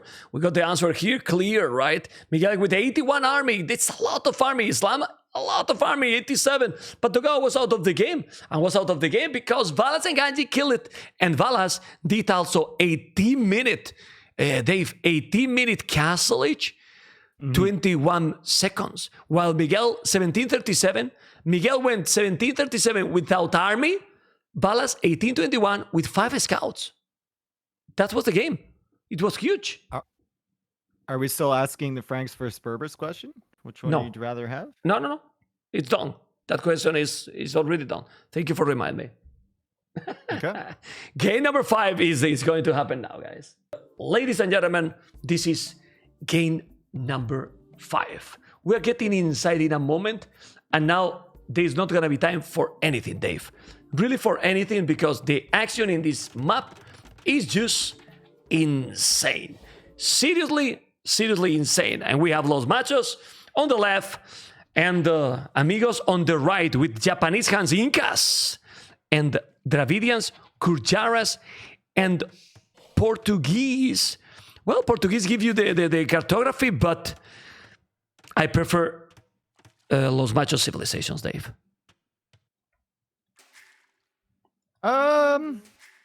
See, I'm going to have to disagree with you. I would prefer Gurjaras here. I've seen Gurjaras do really well on this map. Only a couple times, though.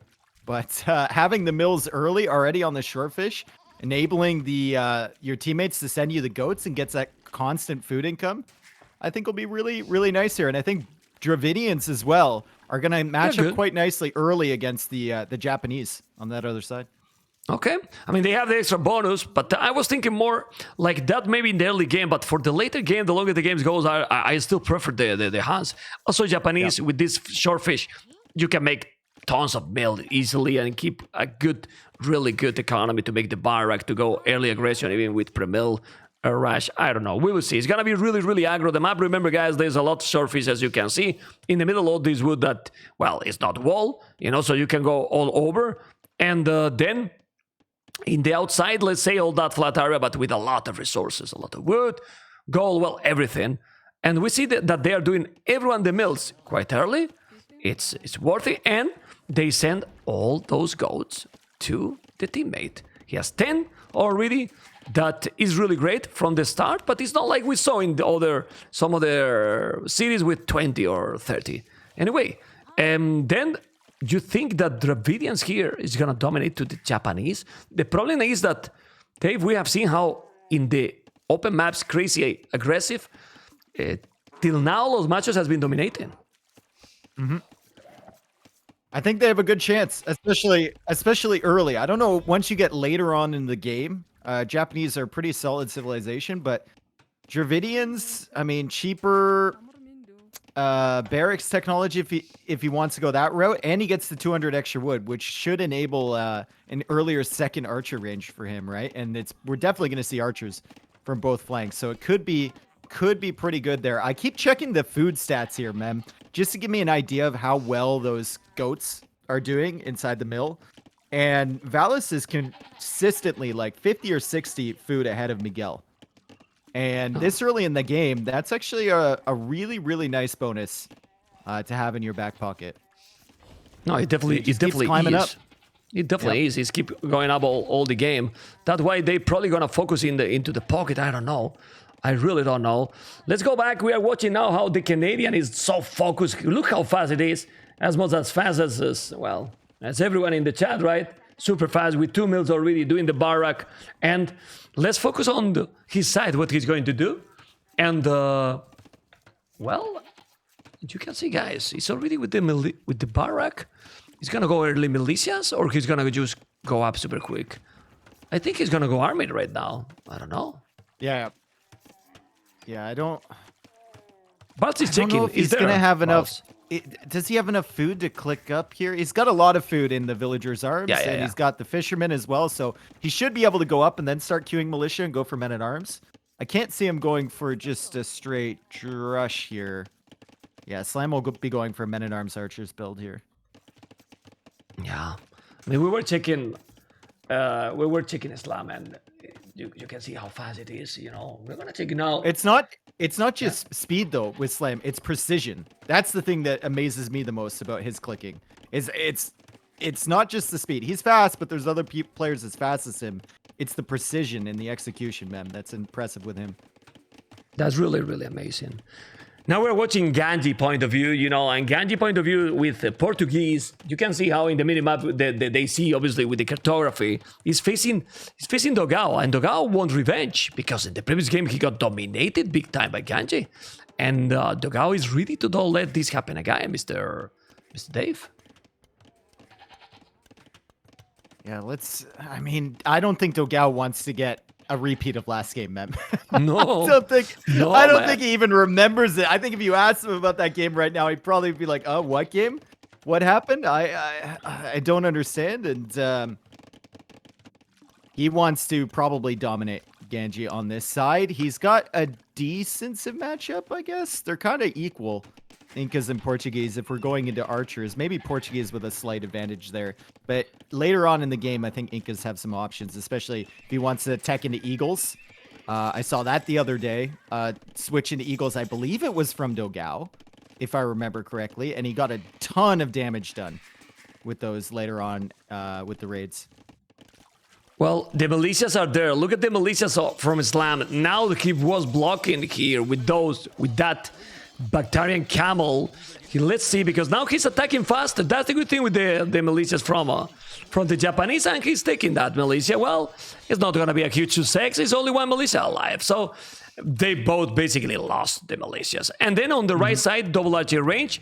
But the thing here is Valas with Gurjaras already doing the blacksmith. And he has already 2 scouts and two more in the queue, while yellow is building now the stable. But look what he's doing with the hands. Double stable. Double stable. My double goodness. Stable production, and he went up later too for that. He didn't go up for the super aggressive play. He went up double stable, and he's got 2 scouts queued from each one of those. So this is going to be very, very dangerous. Valas with the early scout number advantage, but it's not going to stay that way for long. Meanwhile, Barles setting up the wall already. He's gone for the double archer range. Slam has 2 ranges of his own, and now Miguel is going over to Slam's side to help him. And it looks like it's going to be a straight up 1v1 on Ganji and Dogao's side. So both of the players are going to be focusing over here on Barles. Yeah, we're checking right now a little bit of Miguel's point of view with those double stable. He has already 5 scouts. He was slower, and now he's ahead already with the scout numbers. But Green has a skill bar in armor, and those scouts are already going to make the damage where? Well, they are on a Slam base, but he did a tower and another mill, as we were talking. Now Slam is doing all quick walls. Look at the quick walls by the Canadian, taking also a ship there under the TC. Okay, so the aggression is, I mean, in this map, the aggression is going just too fast. Really, really too fast. The scouts are trying to do some damage. They didn't. They wall everything. And where is Miguel yellow? is at Barles' base. Miguel is at Barles' base. base. And Barles is going to lose a villager there. And Barles is at risk of losing more on the woodline or the berries, maybe, if Miguel comes over. So Miguel doing the work, and Slam is over here to help him too. And now Barles needs to retreat, and Valas needs to respond to these scouts over here. It's going to be difficult, though. This is an awkward place for Amigos to fight. Yeah, it's really awkward also. And look at the woodland deck here for Teal. Scouts are there. Scout on some archers. More archers from Teal, yes. But you have to be careful, because if Green bring all the scouts here, it's going to be a problem. They got the arborist, but now yellow is doing the arborist. That's why I was telling you that for some reason I prefer the hands, because in the later game, and now those scouts are working also, the stable, sorry, are working 20% faster. So if you are not getting damage at home, hands are so difficult to match up the numbers. Obviously, he has already, but well, he went also 18 population up with Gurjara, so it makes sense. That he has a second stable now too. Yes, he has a now Bloodlines, my goodness. Bloodlines and Forging is in, and there's the second stable, and the numbers are still pretty similar. We got 9 scouts now for Valas, about to have Bloodlines. Bloodlines coming in now for Miguel, and he already got the armor here, Mem. But Forging is in for Valas, so that's going to kind of equal out the armor upgrade, and he's going to win against those scouts right there. He's going away now. Basically. He's going away with those scouts. They're still bringing more scouts here, and it's still open. Balls. It's not full wall. I mean, it's impossible to full wall here. It's really, really impossible. On the right side, we see now blue and purple. Trying Ganji to do the damage. Ganji has 12 archers, and the same archers as well from Dogao. Dogao is Incas. It's not Mayas. It's not Aztecs. Incas don't have like a real big bonus. Just that the houses, well, it get double the population, one house. But let's see that he has the hill, and now there's a tower on the surface. Not a problem. But yeah, man, okay, this could be really bad for Ganji if he goes too aggressive. But he's pulling away now, and unfortunately for Dogao, his pocket player Miguel has kind of pulled the scouts from Valas over to this side, which could equal out this fight, because Miguel only has 3 and Valas has 5. And Valas is going to get the first hits there and take a really good fight against the scouts. And now he can collapse on Dogao. So if Ganji is communicating with him, they could actually clear up this army. Yeah, but I'm checking also on the left. I don't know where to check, Dave, you know, because now Slam is also denying the goal to Barles. Valas is still coming with, oh my god, now it's so many. Now it's really, really so many. 17 scouts. 17 scouts from Valas. That's so many units. And that's why, because Miguel is having not the best KD now. No, he has lost two.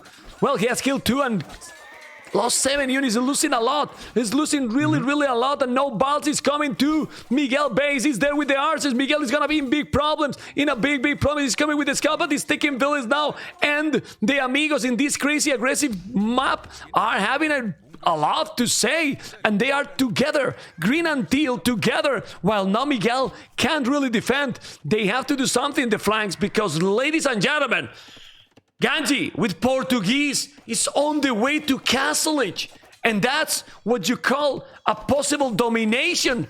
Dave. It's crazy, man.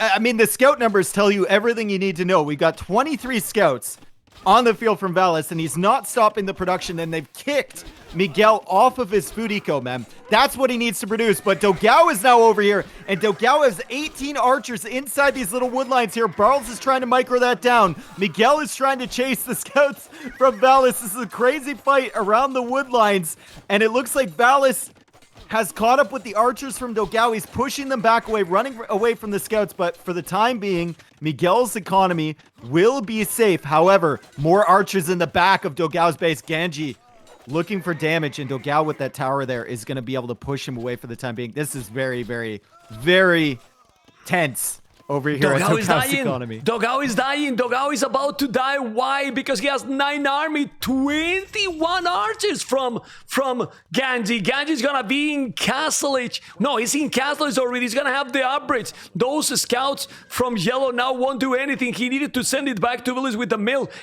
The Canadian Slam need to make some damage. He's the one who is ahead. He's the only one who is ahead. He's on the way to Castle Edge faster than Barles. And if he's not doing damage to Barles, it looks rough for Los Machos. Amigos, in one completely different approach, they are just proving that they have the level as well to play well in this map, in these crazy maps, and they are doing with Valas an incredible job with 26 scouts. It's so crazy. And Ballistic are going to be there for Ganji. Oh my god. Really, oh my god. Yeah, and there's 2 armies over here from Slam and Dogao trying to chase this stuff down, but there's 2 armies, 2 separate scout armies from Valas, and he's got the crossbows from Ganji, and he's got the archers over here from Barles to help out as well. Slam is now trapped in these scouts. He weasels his way out of there, but the crossbows from Ganji with ballistics are destroying absolutely everything. They kill all. This is what you call a total and brutal domination. We didn't expect this to happen, but it's happening. JJ Cole, my goodness. Damn. Well. Los Amigos are just doing incredible series, and now they just prove that they can dominate, and in 21 minutes, they have destroyed Los Machos. Literally destroyed Los Machos. Nothing to say, and you probably were right, like the Gurjaras or Vidian Portuguese, but man, he catch up the numbers, but what Valas did was continue doing army constantly, non-stop. Yep. What's going on, Look at the food, Dave? Look at the food collected. Let me check. Well, they didn't really rate him at all, so let's see his economy. The economy. Ay. Well, we just needed 2 more food for the perfect number here, man. Oh my god, 69, please. We only needed 2 more food. They resigned too early. Military. GG too early, yeah. Hey, seriously. Didn't kill too many units, but Ganji lost 3 units in the game. 3 units in the game, kill 19, Valas 34. Well, the KD insane. And seriously, the Amigos are maybe going to put out the upset. Well, this is not an upset anymore. First, because Amigos are supposed to be sit higher because they beat WWP and they are 1 victory away to take into the quarterfinals. So let's see what is going to be the next map. Ladies and gentlemen, we are in game number 6. Game number 6, that is Savannah, or well known as Arabia. We are starting there, and you can see how the players are very focused. It's taking a while for loading the game to me, but it's gonna be there in a moment. There we are already, and as you can see, Mr. Dave, game number 6, Miguel with Magyars, Dogao Vietnam, Incas for the Canadian for Slam, while in the other side, Persian's Pocket, Malay and Dravidians. Oh man, decisions are gonna be huge, crucial. crucial, really. And, what you prefer with this combination? We were talking a lot, but now we got it there. I'm thinking Incas is interesting pick here for Slam, but I guess he's gonna match up against the Malay, and I think I would favor the Malay over there in the straight 1v1, and that's the way we've seen these games progress a lot, man. But Slam will do the 1v1, and the Miguel and Dogao will work together on the other side. And now we've got Dogao actually laming the elephant over here from Barles. Well, but Barles But is he's there, gonna be blocked. and Barles that is gonna block scout is gonna be bye-bye, I think. That is scout, Maybe? I'm afraid. Oof. He should send a villain maybe to lure. Oof. Maybe not. I think he should just hit the scout. Why he's not hitting the scout?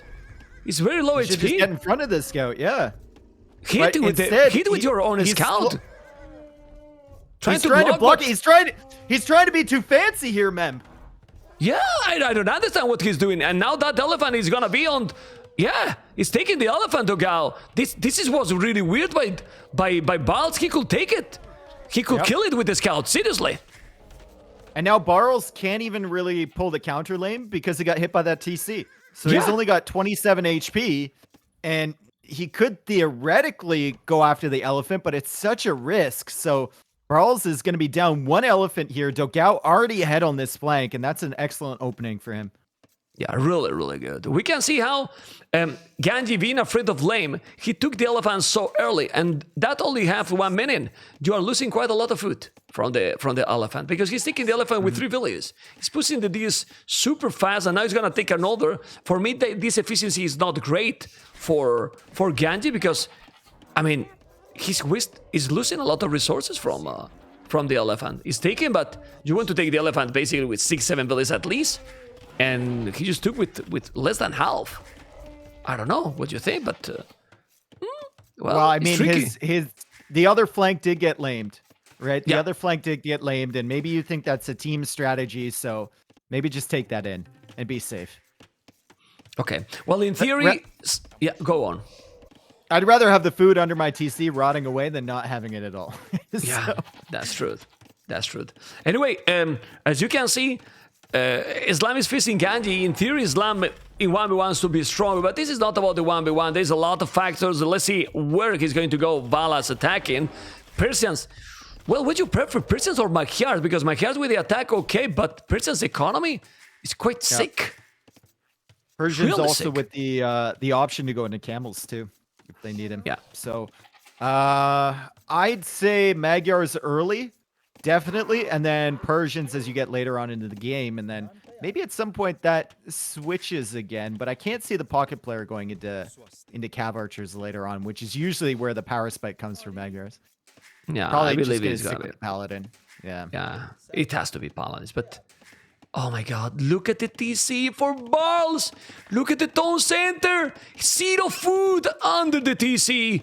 This is terrible! He didn't also find the goats. He didn't find the goats that he's gonna now Valas explore because, oh man, that's really, really bad. His economy is... If this Oh, zebra man. trolls him, he's in deep trouble, Mem.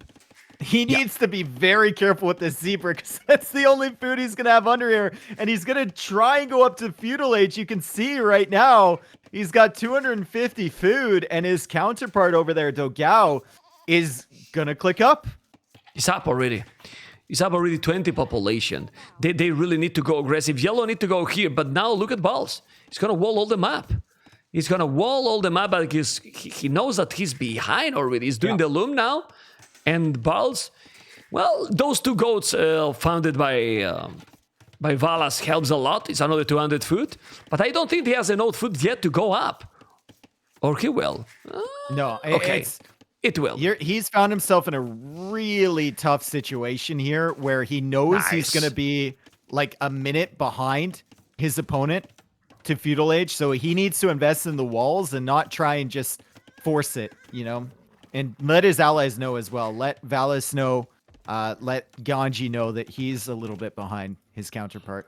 Yeah, it's actually crazy how right now, Dave, it's going up 22. 22 not so long ago was the standard, and now we are like hyping these things up because with 22, is behind. He's going slower. And now he forced himself to wall like crazy because it feels like he can be in big trouble. Oh, look at the China walls he's doing. My goodness. He's walling all arena. Aye. Well, it's what it is. And this on the right is just side, adaptation, right? This is adaptation. And remember, you might say, like, how is he going to get the wood for the production buildings when he gets to Feudal Age? But with Dravidians, it's a bit easier, right? You get 200 free wood. So he can spend some wood on the walls. super intense, super intense. Miguel is inside with one scout, is still not wall. I think now Miguel should find the Devilier and take some, but he didn't. He's going. I think he's gonna take that one. I don't know if Teal can see. He's gonna wall that Devilier. Okay, but then he's gonna keep open. In Dogao's base, he's trying to be a little bit annoying Barles now with that scout. With Valas. And Valas is over there too. They've identified there's a weak villager over there. Well, they're being annoying. They're working together properly. They have to be careful. It's going to take that scout. The scout is almost bye-bye. I don't know. He's doing one spear. That's nice. Yellow is now sending a scout there, but he's not walling. He's not walling yet all. Valas is doing quick walls. Not too greedy. I like it. His wood is close in front, but there's another goal there that he can take it, actually. I will take that goal instead of the main goal. I don't know what you think from Valas. Oh, Miguel just sniping a villager from Barles. She was walling on the other side, and he was still running around with that scout. He did a great job over there, taking down that villager. So the bad start becomes even worse. Can take, if you see, oh, well, the spear is coming. There's a spearman, though. Yep. Yeah, the spear is coming. Should be fine. Or maybe not. No, he's going to be fine, yes. But fully wall, and now he has double archery range inside the walls. Valas is already there with the 3 scouts, and now Dogao is walling. What about Islam? Islam has double archery range, everyone is walling. Man, they have to wall, man. It's so important game. Like they can't lose anymore. You know, they need to be coordinated and all, but if you get now 5 archers in your goal or in your wood line, oof, it's gonna snowball the whole game. Now we'll see if all the players are reading this situation, right? If they know everyone else is walled, then maybe they cut feudal production a little bit, try and head to the castle age a little bit earlier. This can be terrible. You could get punished for it. Dogao is a little bit out of position, but here comes Miguel from the other side.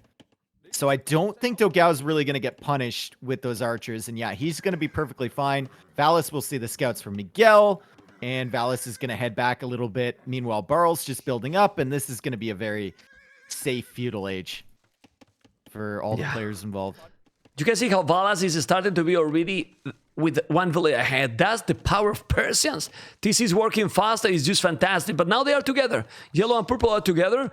By the way, Dravidians now here, Barles is already with good amount of archers, 7 archers, considering that he was slower. But he need to go there, because right now yellow and purple are ahead, and again Islam is fighting lonely. It seems that the Brazilians are all the time together. You know, Islam is just on his own, but the Canadian has 11 army, Ganji has 10. He has to be careful with those archers. Fletching is already for Islam faster, but now blue will have, so he's fine. I don't think he's gonna take big risks. I don't know if he's gonna take it, and then the macros are gonna be so important. Still, this is some good move here. I'm checking out on the left with yellow and purple. Man. Oh, man. They have to be really careful because their numbers are so close, Dave. It's just amazing to me how much they're still investing in the feudal age army when they're fully walled. It's completely, like, different from what we used to see, you know, way back in the day where people would go, oh, they're walled. Okay, let's just go up to castle age. But even the pockets here continuing to produce scouts. And we've got a lovely little position here for Barles up on this hill. However, he is lacking in the army numbers versus Dogao. Dogao is still ahead there with Vietnamese as well. So his archers, a little bit of extra HP, should do better in the fights. And he's had some decent micro here so far. I don't think he's lost a unit yet. Oh, that's terrible. That's terrible. One scout from Miguel just lost for nothing, not controlling that one. You need to mask the numbers, because if you fall behind, that's going to be terrible. What? Yeah, 1 scout dead. It's over. Oh, my God. Just pack it up. Oh, my God. Pack it up, folks. We're done here. Well, but if you are not taking care, it can be, man. It can be. Now they're gonna lose the game because of that. Okay, look at those scout and archers. You have to be careful. How many they got? They got now. Ooh, bloodlines already for both. What the hell? 46 army, 42. So many scouts. How many? 10 scouts. 10 scout as well. It will have 11, but he lost it, and now it can be over, Dave. Like he said, aye. Well, That's done. who's getting the advantage here? Like, oh, that battle is better for yellow. He has the I bloodlines think already. something that's really important here is Slam is the first one to hit the market.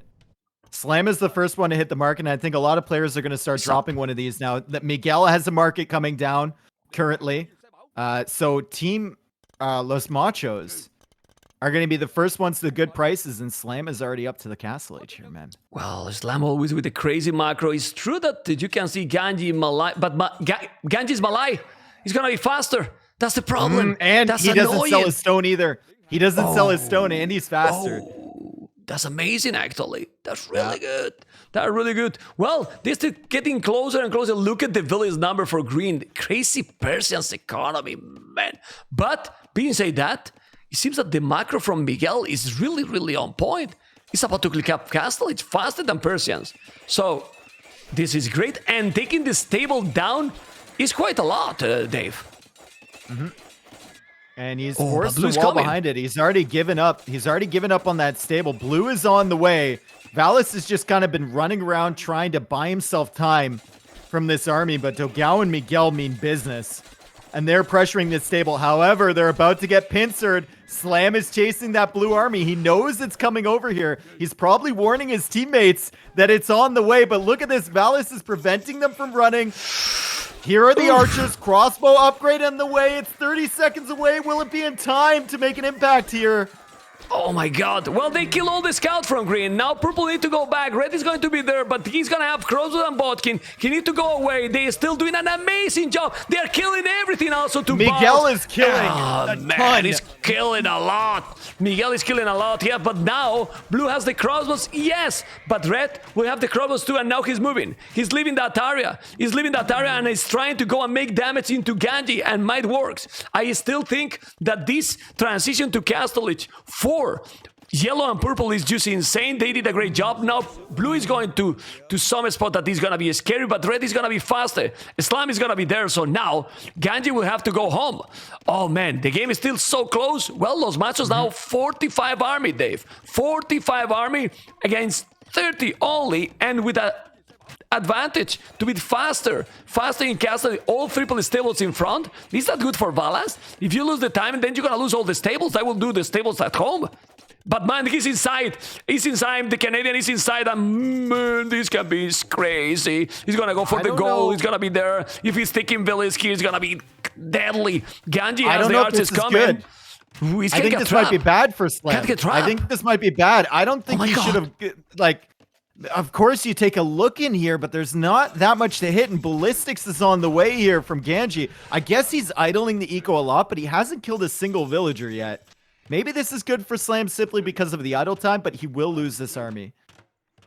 Okay, well, he has ballistic. He has ballistic faster. Well, at the same time, he's gonna lose those archers. Yes, he has 27, 24. He needs to micro and kill as much as he can. Let's see the numbers. The reinforcements are there. He went too greedy, yes. But now at least Ganji economy is zero. I mean, in the meanwhile, Ganji cannot produce any army. That's also truth. So look at the numbers. Or villagers. He still have more. Oh Or my vills. god. There's not any food. The whole eco was idle there, so I Yeah. guess it pays off at the end of the day for Slam. And look at the numbers after that fight. It's going to be It's even good, man. Steven on this side. It's good. And Slam already with a tower to defend his gold. I believe he was on stone early. Yep. So he's going to have some stone, maybe working towards a castle at some point or some extra town centers. Things are looking good in the 1v1, and Slam loves playing that 1v1. Lets the Brazilians play together, and now Barles is threatened. Exactly, in big problems. Purple there taking some village, but blue is coming. Oh, no. The Canadian gonna have problems. The Canadian shouldn't commit. He shouldn't commit. Now he's gonna lose everything, and losing everything again is gonna be terrible. He's gonna make the thumbprint in time. Probably not. He's trying to kill the knights. He need to go to the tower, because if he's losing all these arches, it's gonna snowball for him. That's why he's trying to kill as much as he can in those arches. But this is gonna be a disaster now for the Canadian, who has right now pretty much zero army with triple archery range, but that was a bad move by him. But look at on the other side. Look at, they've taken a risk. They went over there. Valas sent the knights over there. They're like, maybe we could clear up Slam, but now Barles is going, knights? Hello? I need knights. And there's 2 armies inside of his farm. He goes, so many villager bodies there. I think that was 5 going down. Can't defend his wood line. And only a few knights behind here from Valas, so they're going to be able to pressure Slam. But remember, Slam was on stone early, so he can go for extra TCs. He can go for stone walls and more towers if he needs. And Valas economy also, few scouts here, killing villas as well to Valas. Whoa, those scouts are my +2, killing so many villas, creating a big chaos. He don't even notice. I don't know how the scouts are in. Well, in the south is open and killing more villas. Oh my goodness. Look at now the village numbers. Ladies and gentlemen, this is looking closer and closer for a decider game, Dave. Game number 7. Well, I don't know, because now I'm checking Slam base and he's also in problems. This is madness again. What's going on, Dave? Slam should be fine, though. Like, Slam has some stone. He could go for another tower if he really needs to. It looks like he's going to be able to take care of the crossbow numbers. And once the crossbow numbers are gone, he should be okay against the knights. Well, Valas is sending a lot of knights, though, so maybe not. No. Boy, is he going to die as much as Barles dies, though? That's the question. Well, but Yellow is going to join. He's going to join in time. Yes, Yellow is there now with so many knights. He's gonna take a lot. But 46 will is no army at all. And man, both flank teal and red in big problems. Now the knights are going to go away. Still, the good thing here is that, in my opinion, Yellow is now much more ahead than green. Even with Persian's economy, those scouts that raided green, it paid off too. It paid off too, and you can see he has 7 villages more knights as well. And purple is the difference here. Dogao, look at Dave, 41 archers. Look at, 41 archers. Like, this, it's absolutely insane from him. He didn't lose that many early, and he continues to kill villagers from Barles. And I would not want to be a lumberjack in Barles' universe right now, because anywhere they go, they get sniped down. Also, Slam. If we look at his villager count right now, 49 versus 51 from Ganji. The guy he's against. Wow. And that's because he had the 2 TCs. Even though he lost villagers against those raids, he had the 2nd TC up, and he's producing. And now, oh, geez, Barles, you can tell how down bad he was. Double bid axe just now coming in at 30 minutes, man. Wow. Well, blue is doing their hand card, but now his stables are going down. His stables, I told you, those stables in front. He's killing one stable. It's now going to take villas now from Persians. Teal is coming with archers, but man, with those amount of archers purple has, they cannot really do too much. Oh, man. Or maybe, they're going to trap. They're trapping themselves. Blue is coming. Green's going to be there with those. He's going to lose all the army. He's a lot of crossbows. 35 crossbows. But look at Ganji's here. I didn't even see Ganji. Where did he come from?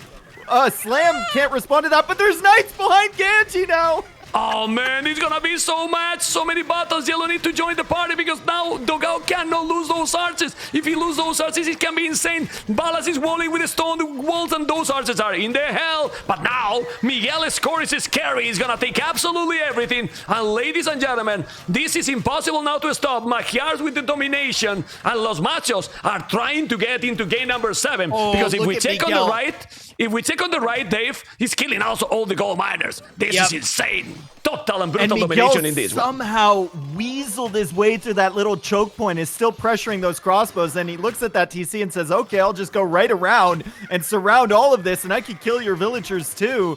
Barles is still super far behind. Dogao is so much eco compared to him, and military numbers too. Valas is in trouble, and Ganji is now behind. Well, Valas is... I mean, we try to use polite words in situations like this. Okay, GG Cole, K number 7, my goodness. Oh, man. What was this game? Well, Unbelievable, man. Unbelievable. I love that moment there where we're like, oh, an army coming in. Oh, another army coming from behind. Oh, another army coming from behind him. Yeah, man. It was crazy, man. It was really, really crazy. Like, my goodness, there were army that there was a moment that was looking it was going to lose one army, then they're coming, everyone was coming. Oh, man. You know, I mean, I don't know if you agree, Dave, but sometimes people say, oh, it's 33, 31-minute game. 31-minute games can be amazing. And for me, that has been a really, really enjoyable game to watch. Yep. Seriously. Oh, man. And like, the game wasn't even decided with Barles' lack of food and going up and whatever, because everyone walled. The game was kind of decided there with Miguel taking such good fights with his scouts early, getting the raids in. And I mean, what are you going to say? Great defense over there from Slam to take the 2v1 while they pushed into Barles, and they just got much better results than Amigos got against Slam. Yeah, I mean, and he still have 63 villages after all that, you know? Like, what the hell? Military. In so short game, look at the Miguel unit kills like a beast. 82, 21, Dogao 63, 60. I mean, everyone was like, well, close to 50-50 or negative, like Valas at the end that he lost all, but Miguel destroyed in this one. Obviously, his economy was super strong, Dogao as well, and in the village, top village. But guys, this is gonna be epic. After a crazy day, we have game number 7. That is all what we want. Game number 7, let's go. Yes, they started. Let's click, and they're not using it. Mem, they're not using the Civ that they drafted first. They're not. It was all a mind game. Oh my god. It was all a mind game. They're going Sicilians. Oh man. Oh, I was man. like, mind game. They pick Gurjaras and then they don't use Gurjaras. Pretty crazy. Really, really crazy. And then we have the crazy civilizations here. Let's go. Game number 7, Los Machos versus Amigos. And the winner is gonna be into the semifinals, Battle of Africa 3. And with me, Dave, for these crazy moments. I don't know, Dave, if you remember, but pretty much when we cast together, we always get deciders, man. Always 7 games, man. What's going on, man? It's the same thing. It's the same thing in all the tournaments. Seriously. No. It's the same thing whenever I cast with Jordan, too. Every JMB I cast with him goes to the final game. If he doesn't cast with me, 3-0. I'm not saying it's me, but it's probably me. Hindustanis and Modri with Sicilians. Honestly, might be debated as you mean. What Hindustanis can really do against Sicilians? Well, Sicilians, I mean, they take less bonus damage, right? 50%. And Hindustanis have their camels, and camels are basically all bonus damage. Now, Imperial camels are still a good base unit, but Sicilians are basically one of the best civs in the game against Hindustanis. Oh my god, that was a debated, man, as you mentioned. Well, so maybe some castle aggression? I don't know. And Miguel is without knights. They might be thinking about what to do. Dogao Italians versus Blue Ganji Poles. And then on the right, we have the Bohemians versus Korean Barles. But this is the thing. This is a 3 versus 3. Having Bohemians for the later game, there's the counter. Bohemians can counter Sicilians. With the crazy halves, with the Hovnische, you know, and so on. The camels for Korea, for the war wagons, in case that he's doing. And then Bohemians is amazing here. So it's 3v3, and it's going to be a lot of options here. So let's see what is going to happen, Mr. Dave. Seriously, it's going to be epic. If we get super late game too, we run into the same problem we have with the Poles, right? Where they're just not that great of a super late game civilization as well. But usually what I've seen in this map is it ends around like 10 minutes into Imperial Age, when some player just overwhelms the other team in the middle. So we'll keep an eye on that. Also keep an eye to see if there's any early aggression coming. I know in the WWP set, Lix went for some lames and then basically lamed himself. I don't see any of that happening right now, though. They're going to play pretty standard, and I think Modri's team especially will be looking to wall up early and keep him safe. Well, they're doing already. Both. Blue and teal. walling absolutely everything. While purple, Dogao already with the Barack, with the Obama, like I like to call it. Italians, okay. Dogao, well, he's going to go early militias. I believe he will. And Italians, cheaper resources to go up. We see how Barles is already walling with Korea. He's probably want to go for the war wagons, but Slam, Bohemians, you can be aggressive here. And he's doing they're going aggro. They are going aggressive, as you can see. But he has no loom. He should attack. He doesn't want to lose probably HP because he doesn't know where the scout is. So Yep. He also doesn't know when Loom's kicking in, too. For all he knows, it could be coming in right now, right? So he's not going to attack that. But he's not doing militias, Islam. He saw the walls and he was like, okay, I'm not doing them. You see, he's walling now. And he's not doing any army. He just have the barracks just in case. Purple has the militia coming. 2 militias. Now Ganji is going to have a problem here. But he's walled completely. Okay. He's going to try to go aggressive. Go on. The problem for Los Machos I see here is like everything that they do kind of runs up against the Sicilian Cavalier wall with Halberg. Especially if Modri gets a really good boom. Like the Camels aren't going to do super well against it. Even the Bohemian Halbs.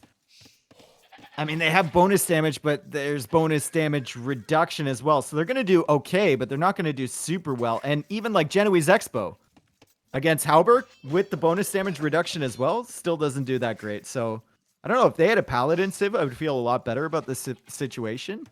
We'll just see how the Cavalier do from Sicilians. What about if Hindustan is going Cav Archers or something? And how are the unique units? I believe that the unique units also from Hindustanis might die. They suck against Cav. They suck against Cav. No, not against Cavs. Even against the infantry from Sicilians, they might be bad as well. They'll die. Yeah, they'll die. Oh my god.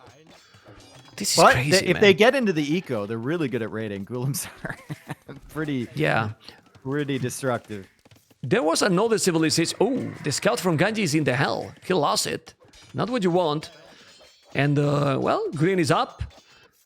Modri is definitely going up with 24 population, so he's going for the full boom. He's not going to go even stable. Nothing. Just market and plasmid, in my opinion. And well, I think really Los Machos has to do something. Sicilians can really destroy here. I wonder if Slam could go like hand cannons and Castle Age. Oh, it's a big investment. It's very expensive. Yeah, but I'm looking at the civs and I'm just thinking maybe it might be an option anyway. Well, they have a lot of experience, so they know that Sicilians is a problem here. And look at Barles. No shame on walling, It's walling absolutely everything, even with the stone walls now, if it's needed. Yeah, stone walls, man. Aye. Well, stone walls, and he's in feudal. He went up to wall a stone wall, He's going to be on stone anyway with Koreans, so it's not that much of a waste of res, but he did go up early. You're right. He did go up early to get that defense down. And it might help him out because the men-at-arms are in from Slam. If he can get these down in time, Slam is going to literally run up against the wall on this side. He is busting through those palisades quite quickly, though. So Barles needs to make sure to have all these walls complete. Maybe install cube mod and it'll be 100% there's no holes. I forgot about something. We forgot about something. Maybe Hindustanis can go just halves and hand cannoneers with the extra 2 range. It's not ideal, but against Sicilians, you can't really go camels. I don't know. And he's going for the boom too. He's not going for the boom too. Miguel is up incredibly quick, faster than anyone, faster than Modri. So that's a possibility too. I forgot about those kind of cannoneers from Hindustanis. Obviously, they don't have mobility, but having the halves from Bohemians in later game, let's see. But the problem is the Slam is now attacking walls, and aye.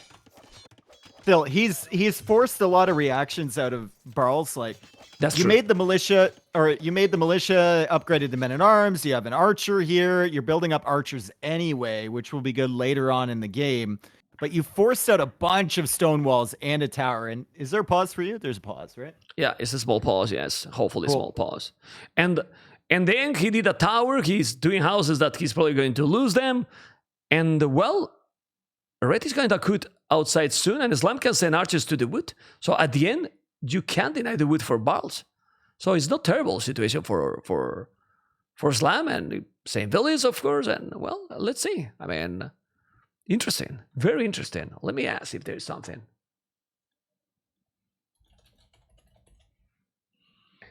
Okay, I'm asking. This will not. I mean, we see all the players there, so it might be so lag with the servers. I believe so. Why does Dogao have a glowing microphone? Modri is lagging. Is that like one of the perks? Like you're reading down the list, like good audio quality, multiple different jacks, adjustments on it, filters, glows. Like why would you want lighting on your microphone? I don't understand. Maybe because he plays in the dark. Yeah. But now it's not in the dark anymore, so okay. Well, hopefully they're gonna fix the lag and yeah.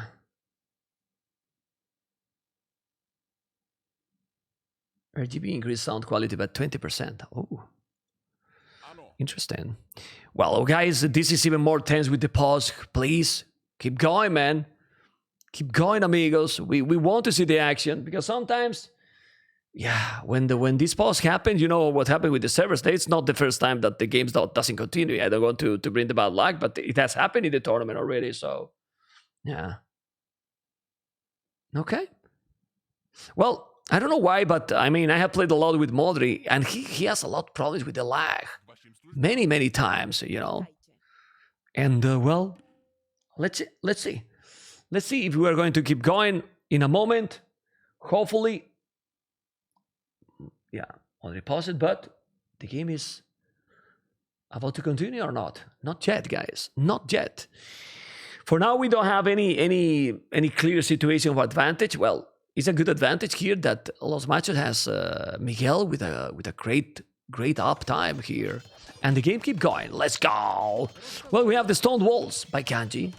He's a stone wall in, and Purple has the advantage with Ganji, Dave. Look at the Dogao on the way to Castle Age with Italians. Double archer range. And that's very important. Look at Ganji's resources, too. Like, this walling is taking a lot out of him, man. He's not really that close. He is poles, though, so he can get the farms up around the fullwork. But the way he set it up, he can only get so many farms around there. He's missing some opportunities. Yeah. With that fullwork to the right of his TC. Well, he's doing another forework here at the back, as you can see, where the deers are. Okay. That's solid. And now it's still a stone walling. But the problem is that now, Purple and Red, they can really do damage to the flanks. I really believe that the Slam now and Dogao can really do a lot of damage here. Seriously, a lot of damage to both flanks. And they won't have anything to defend. Nothing. Zero army. Playing really defensive. And they have now the pocket with a full boom. Miguel with a better boom than Modri. And Modri's going to the middle. Look at Modri coming to the middle. And Slam is going with archers and a scout as well. But remember, Modri is Sicilian, so before we get all bent out of shape when he's trying to drop a TC here, this thing will go up lightning fast. But he has and no there's loom. Only 2 archers, so he has no loom. He doesn't have loom? No loom. And the red is there, and then we have 25 subscriber gift. That is insane. Thank you so much. But those archers got the fletching. No fletching for those archers. 10 seconds away. They are Sicilian. They are Sicilian vills. Sicilian vills. One villager will go down. He's working on the second one now.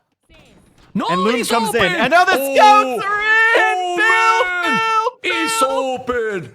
This is disaster. Even Sicilians now he did the Loom, but taking the village. This is absolutely devastating. Dogao, Miguel, and Slam are gonna be really happy. This is insane. Greedy by Modri. And now they are really behind. And really bad job here by Dogao, not walling his base. Because there's one archer, it's only one archer, but you need to wall. I mean, we were talking about ideal situation with the civilizations, but Modri is 10 villages behind.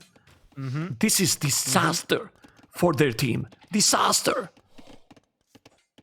Oh, wow. That is crazy. That's the first time I've ever seen a Sicilian TC denied. It still almost went up, Mem. It's at 83% somehow Yeah. throughout that. But Modri, without that town center, is going to be in such a bad position. You can see he's got 11 villagers queued. He would have loved to have that third TC producing right now. And Miguel already on 3 TCs. He's going to start really climbing ahead in villager count, 41 to 29. Modri is in shambles.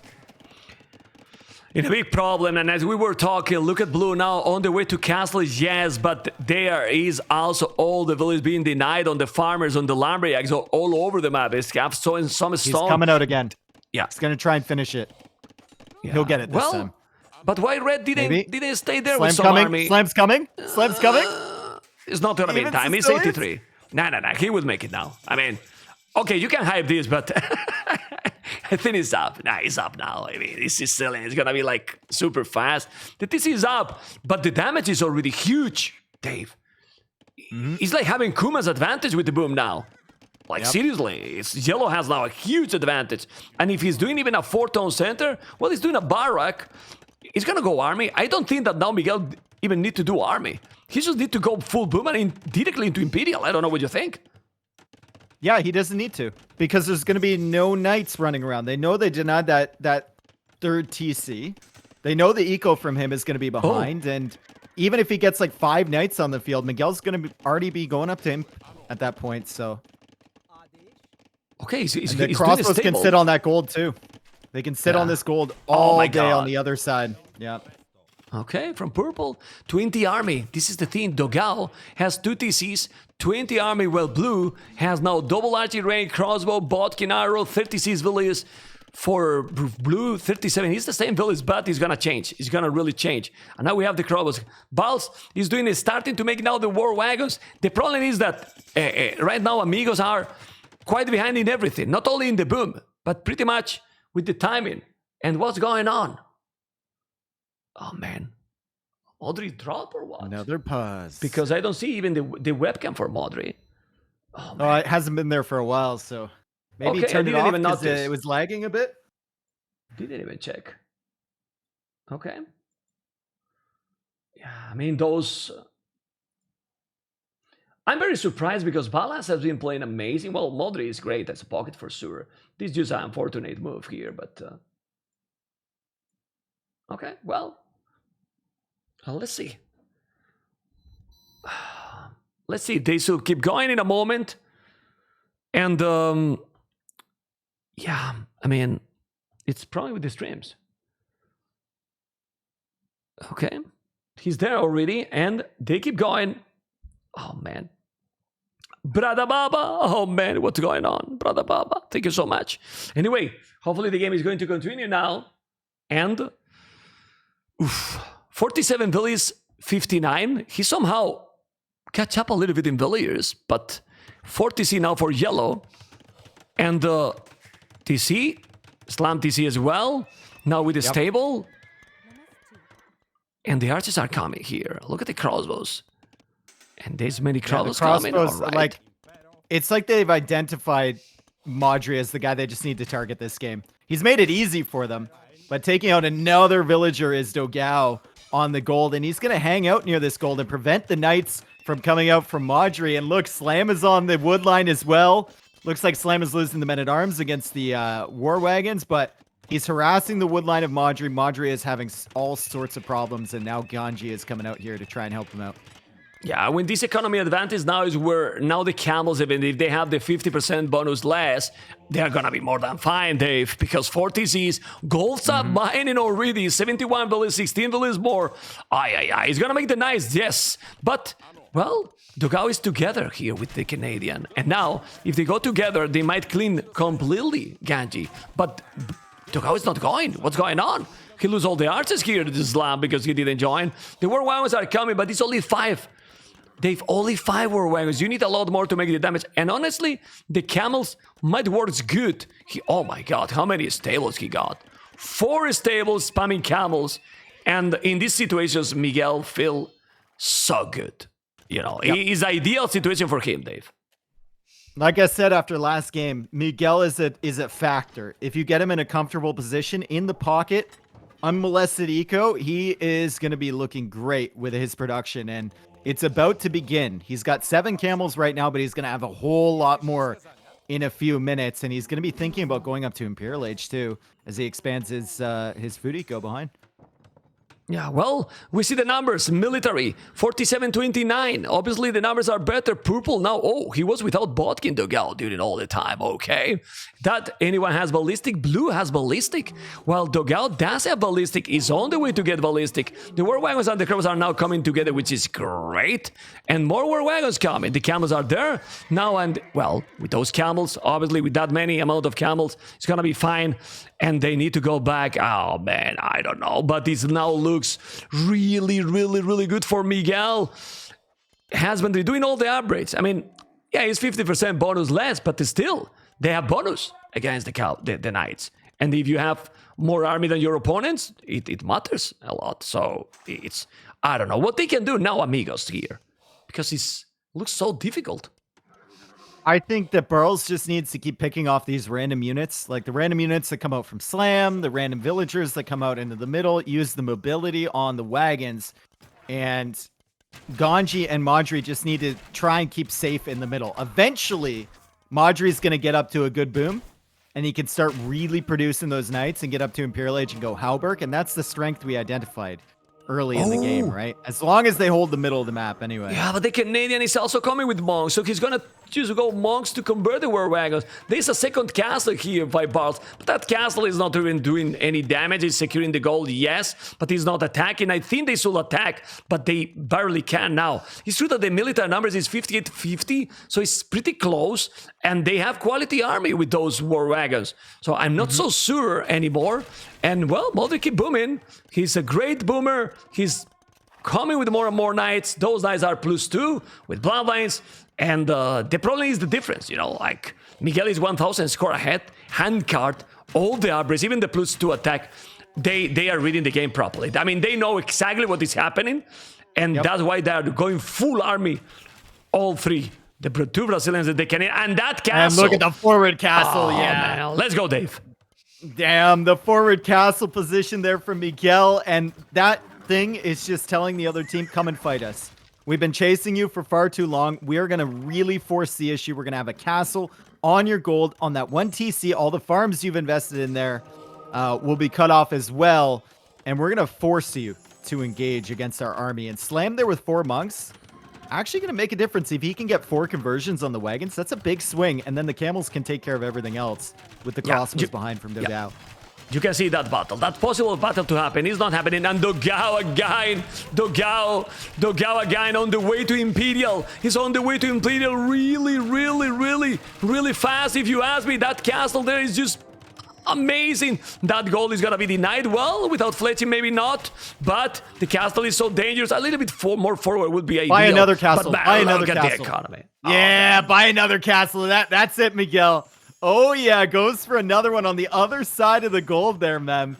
Dogao needs to be careful not to lose all of his military. He's splitting away from this, pulling back to that castle. And now Barles and Modri and Ganji can't really engage with 2 castles up over taking the south, because he's coming with towers, war wagons. He's trying to deny that castle, but he's sending some camels. There's some monks. He's not going to deny, so the castle is going to be up, and now yellow is on the way to Imperial. Man, the advantage with the economy, sadly, for Amigos has been huge. Blue is going to be up to Imperial, yes, and he has good amount of army, but they are behind. They are 1-2 step behind. The score is still very, very close, because they are having now huge amount of war wagons. A lot of war wagons now from Barles, and he's coming here, but that there's a castle for the Canadian, and the Canadian has something really important. He's about to click up. Exactly. Yeah, he's about to click up here. Oh, and he can get chemistry in Castle Age, which means that he'll have instant ability to make bomber cannons too, to help pressure the towers and the castles on this side. Now the war wagons coming over. War wagons need to be careful. If they run into those camels and Barles isn't paying attention, they can get shredded, but it looks like he is. He pulls back. Modri actually with a lot of knights right now, man. He's got 25 knights. It's not really matching up against the camel numbers from Miguel, but it's enough to keep him safe for the time being. He just needs to get up to him. Yeah, well, he has 120 volleys. His boom is insane because he's great, but the problem was that the starting TC that he was denied. That was really, really unfortunate. Well, it was greedy also because without Army going there, well, you got that risk, and they knew that the opponents were having Army, you know. Now those camels need to go back, but this is so many camels. And the problem is... castle. Yeah, another... Slam's getting a castle denied here by the War Wagon. Okay. Yeah, the camels need to come. The War Wagons are just doing and taking a lot of map with those towers. Okay. Barles is doing a great job. Now there is a castle from Modri that is going to deny that one, but they don't expect to see yellow in Imperial. When they reach Imperial, there's going to be traps. There's going to be camels. Now that castle for Sicilians denied as well. Aye, aye, aye. That's a TC so and hard. a castle Oh my denied God. in the same game from Sicilians? Crazy, man. I never thought I'd see the day. Yeah, well, you see now, this is camels, heavy camels, +4. This is crazy, absolutely crazy. The Amigos keep trying, but this in a really rough position. Amigos is still with more army, but 30 villas behind. But the most important is not the villas, it's not the numbers, the numbers, it's the momentum. The momentum that they have now, the Los Machos, and they can't come back from the damn hell. Yeah, and Barles is trying to furiously micro against these camels, and Miguel has so many camels. He has such a good eco behind this. He's just kind of throwing them in there. He's like, yeah, if I take out some of your numbers, it should be okay. Dogao now fighting behind, but look at the Arbalest from Ganji. There's so many. He did a really big mistake. He take all the battle with the camels without any arbors for Imperial. They lose all the army here. Miguel lost all the camels, and right now the numbers say that they are still the same and they are not able to push anymore. Well, the camels are going to be there. Miguel really overcommit. He still have a huge economy, so he can make more and more army. Yes, and that's the problem because now the Canadian, your fellow Canadian Islam, can come with whatever he wants. Huvnice, Halberdiers, the Korea is gonna be up with only 82 villages, and now Modri is up to Imperial, but he's now up to Imperial with only 5 knights. The timing, the momentum is so important. It's true that we can see so many archers from Ganji doing a great job, but it looks like so difficult, and now there is a third castle. Well, it's gonna be down for Miguel, but the last battle for Miguel was kinda oof. Dave. Well, I think he was in a situation where he could take that. He just wanted to get rid of most of the knights there, and look at the knight numbers. They don't exist for Modri, and he knew he could repopulate his army really quickly with his eco. So I think it looked bad. Oh, great bombard cannon shots! Oh my God. Ganji, where are your Arbalists now, my friend? Oof. Holy! Oof. But yeah, he took that full well knowing he could replace it. That's exactly what happened. The army's back again. 24 camels now. Yeah, War Wagons now that are +4 is trying to kill now the trap, which is not gonna happen. They are moving on to the left. Moving to the left, there's second castle, a lot of Barles. They are trying to hold, to get time to pray for the Cavaliers. For the Cavaliers from Sicilians that they can do something. But they could do something. Imperial camel. Yeah, but do we have the Imperial camels exactly? And Halberdiers are coming too. From Islam. And 4 bombard cannons from Dogao, too. So we're going to have Hufnitsa, we're going to have bombard cannons, we're going to have Imperial camels, and all the pressure in the middle. Even Wallof's coming across the middle from Dogao. He really wants to win this one, man. He's walling across this cracked earth terrain, stonewalling the entire all the map, side. Man. All the map. I mean, I told you before the series that for Los Machos today is like a huge opportunity, you know, to really be super well, in the best positions in the tournament, you know. It's a great opportunity. They're taking a lot here now. Look at those Imperial camels, the Arbalists, the Halberdiers. They have now all the time in advantage. Hufnitsa coming for the Arbalest. Go! Oh, he's running away. Oh my God. He's going away, but he can't. Those are Imperial camels. It's incredible. It was looking, but look at the score by Miguel. He's 4,000 score ahead with the other team. Is insane. It's seriously insane. They keep trying, but the problem is that now the Cavaliers, even if he's doing the Cavaliers, he has no knights to be Cavaliers. And now they're cleaning on that area. And the problem here with the War Wagons... 145 vills, man. 1 knight in the queue. Yeah, Halberg. But I was about to tell you, Dave, and the viewers, even if now the War Wagons are great, the mobility, they're slow. Korea is to push, the castle now is difficult. They're reading absolutely everything. And Miguel Dogao and Islam seems to be able to take the last game. Amigos did an incredible tournament. I mean, a brutal tournament, winning to WWP, bringing to Los Machos to the 7th game, being 3-2 ahead. But man, Slam, Miguel, Dogao, they are taking this one. I mean, the key here was the DC denied, Dave. Yeah. From there, it's huge. I mean, not a snowball completely, but the advantage was there. GG Cole, and they did it. And you can see now, finally, Los Machos relaxing. Yes, Dogao is doing like, yeah, all under control. Nothing under control. You were in the hell. You were in the hell, Mr. Dave. They were in the hell, but Los Machos did it and came back in a crazy series, Dave. That was impressive performance. And once again, Miguel with that pocket performance was insane, right? The boom from him was crazy. I think one decision from Modri basically dictated that entire game. And even after they drafted Gujaras first, they did the clever play, drafting Gujaras first, and then going for Sicilian pocket to kind of counter that Hindustani's pick, which was really smart from them. And then it just didn't pan out because he couldn't keep up with the boom. Yeah, Barles 27 army is normal with the war wagons. They are very strong but expensive. The economy, you can see the economy here by Miguel, obviously. He did also a 13 minutes. Dave, 13-minute castlage. 13-minute castlage. Like, it's pretty sick, you know. Modri 14, almost 15, so 1 minute and a half ahead. And then, well, with that economy, and Dogao again with the KD kill. I mean, plays so strong. Slam did the job as well. And ladies and gentlemen, Los Machos has got the spot in the semifinals. Let's see now what they have to say. Well, you guys have no idea how much you are screaming already. You are screaming already. Slam Dogao. What? Oh, I mean, well, I just came and you just didn't even notice. No. Congratulations, guys, because you are in the semifinals already. Oh, that's good. I mean, what does it? I mean, Dogao, please, can you remove that? I mean, what you are wearing, man? People was like, how he's playing like this and playing properly? Is that cold? Even in a game number 7, you don't feel the heat of the game? No, it's way too cold to feel the heat, dude. I need my jacket to warm me up. I mean, crazy series, 7 games. I just want to hear feelings. How do you feel right now, Miguel, to be in the semifinal Battle of Africa 3 after this crazy series? Yeah, it's like super amazing feeling. I feel like Battle of Africa it's a tournament that I think the pairs versions, the Battle of Africa 1, we had like a good team. We were playing good, but then we got like 5th place, losing like 2 times 3-2 to S5.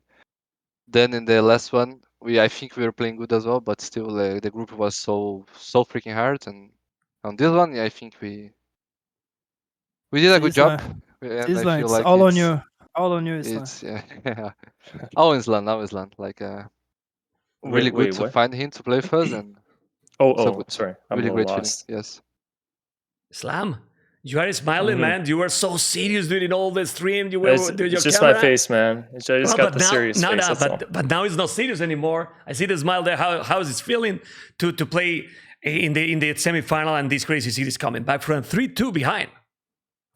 I don't know, man. It feels great. I mean, there's not much more I can say. It's amazing. So, yeah, I feel great.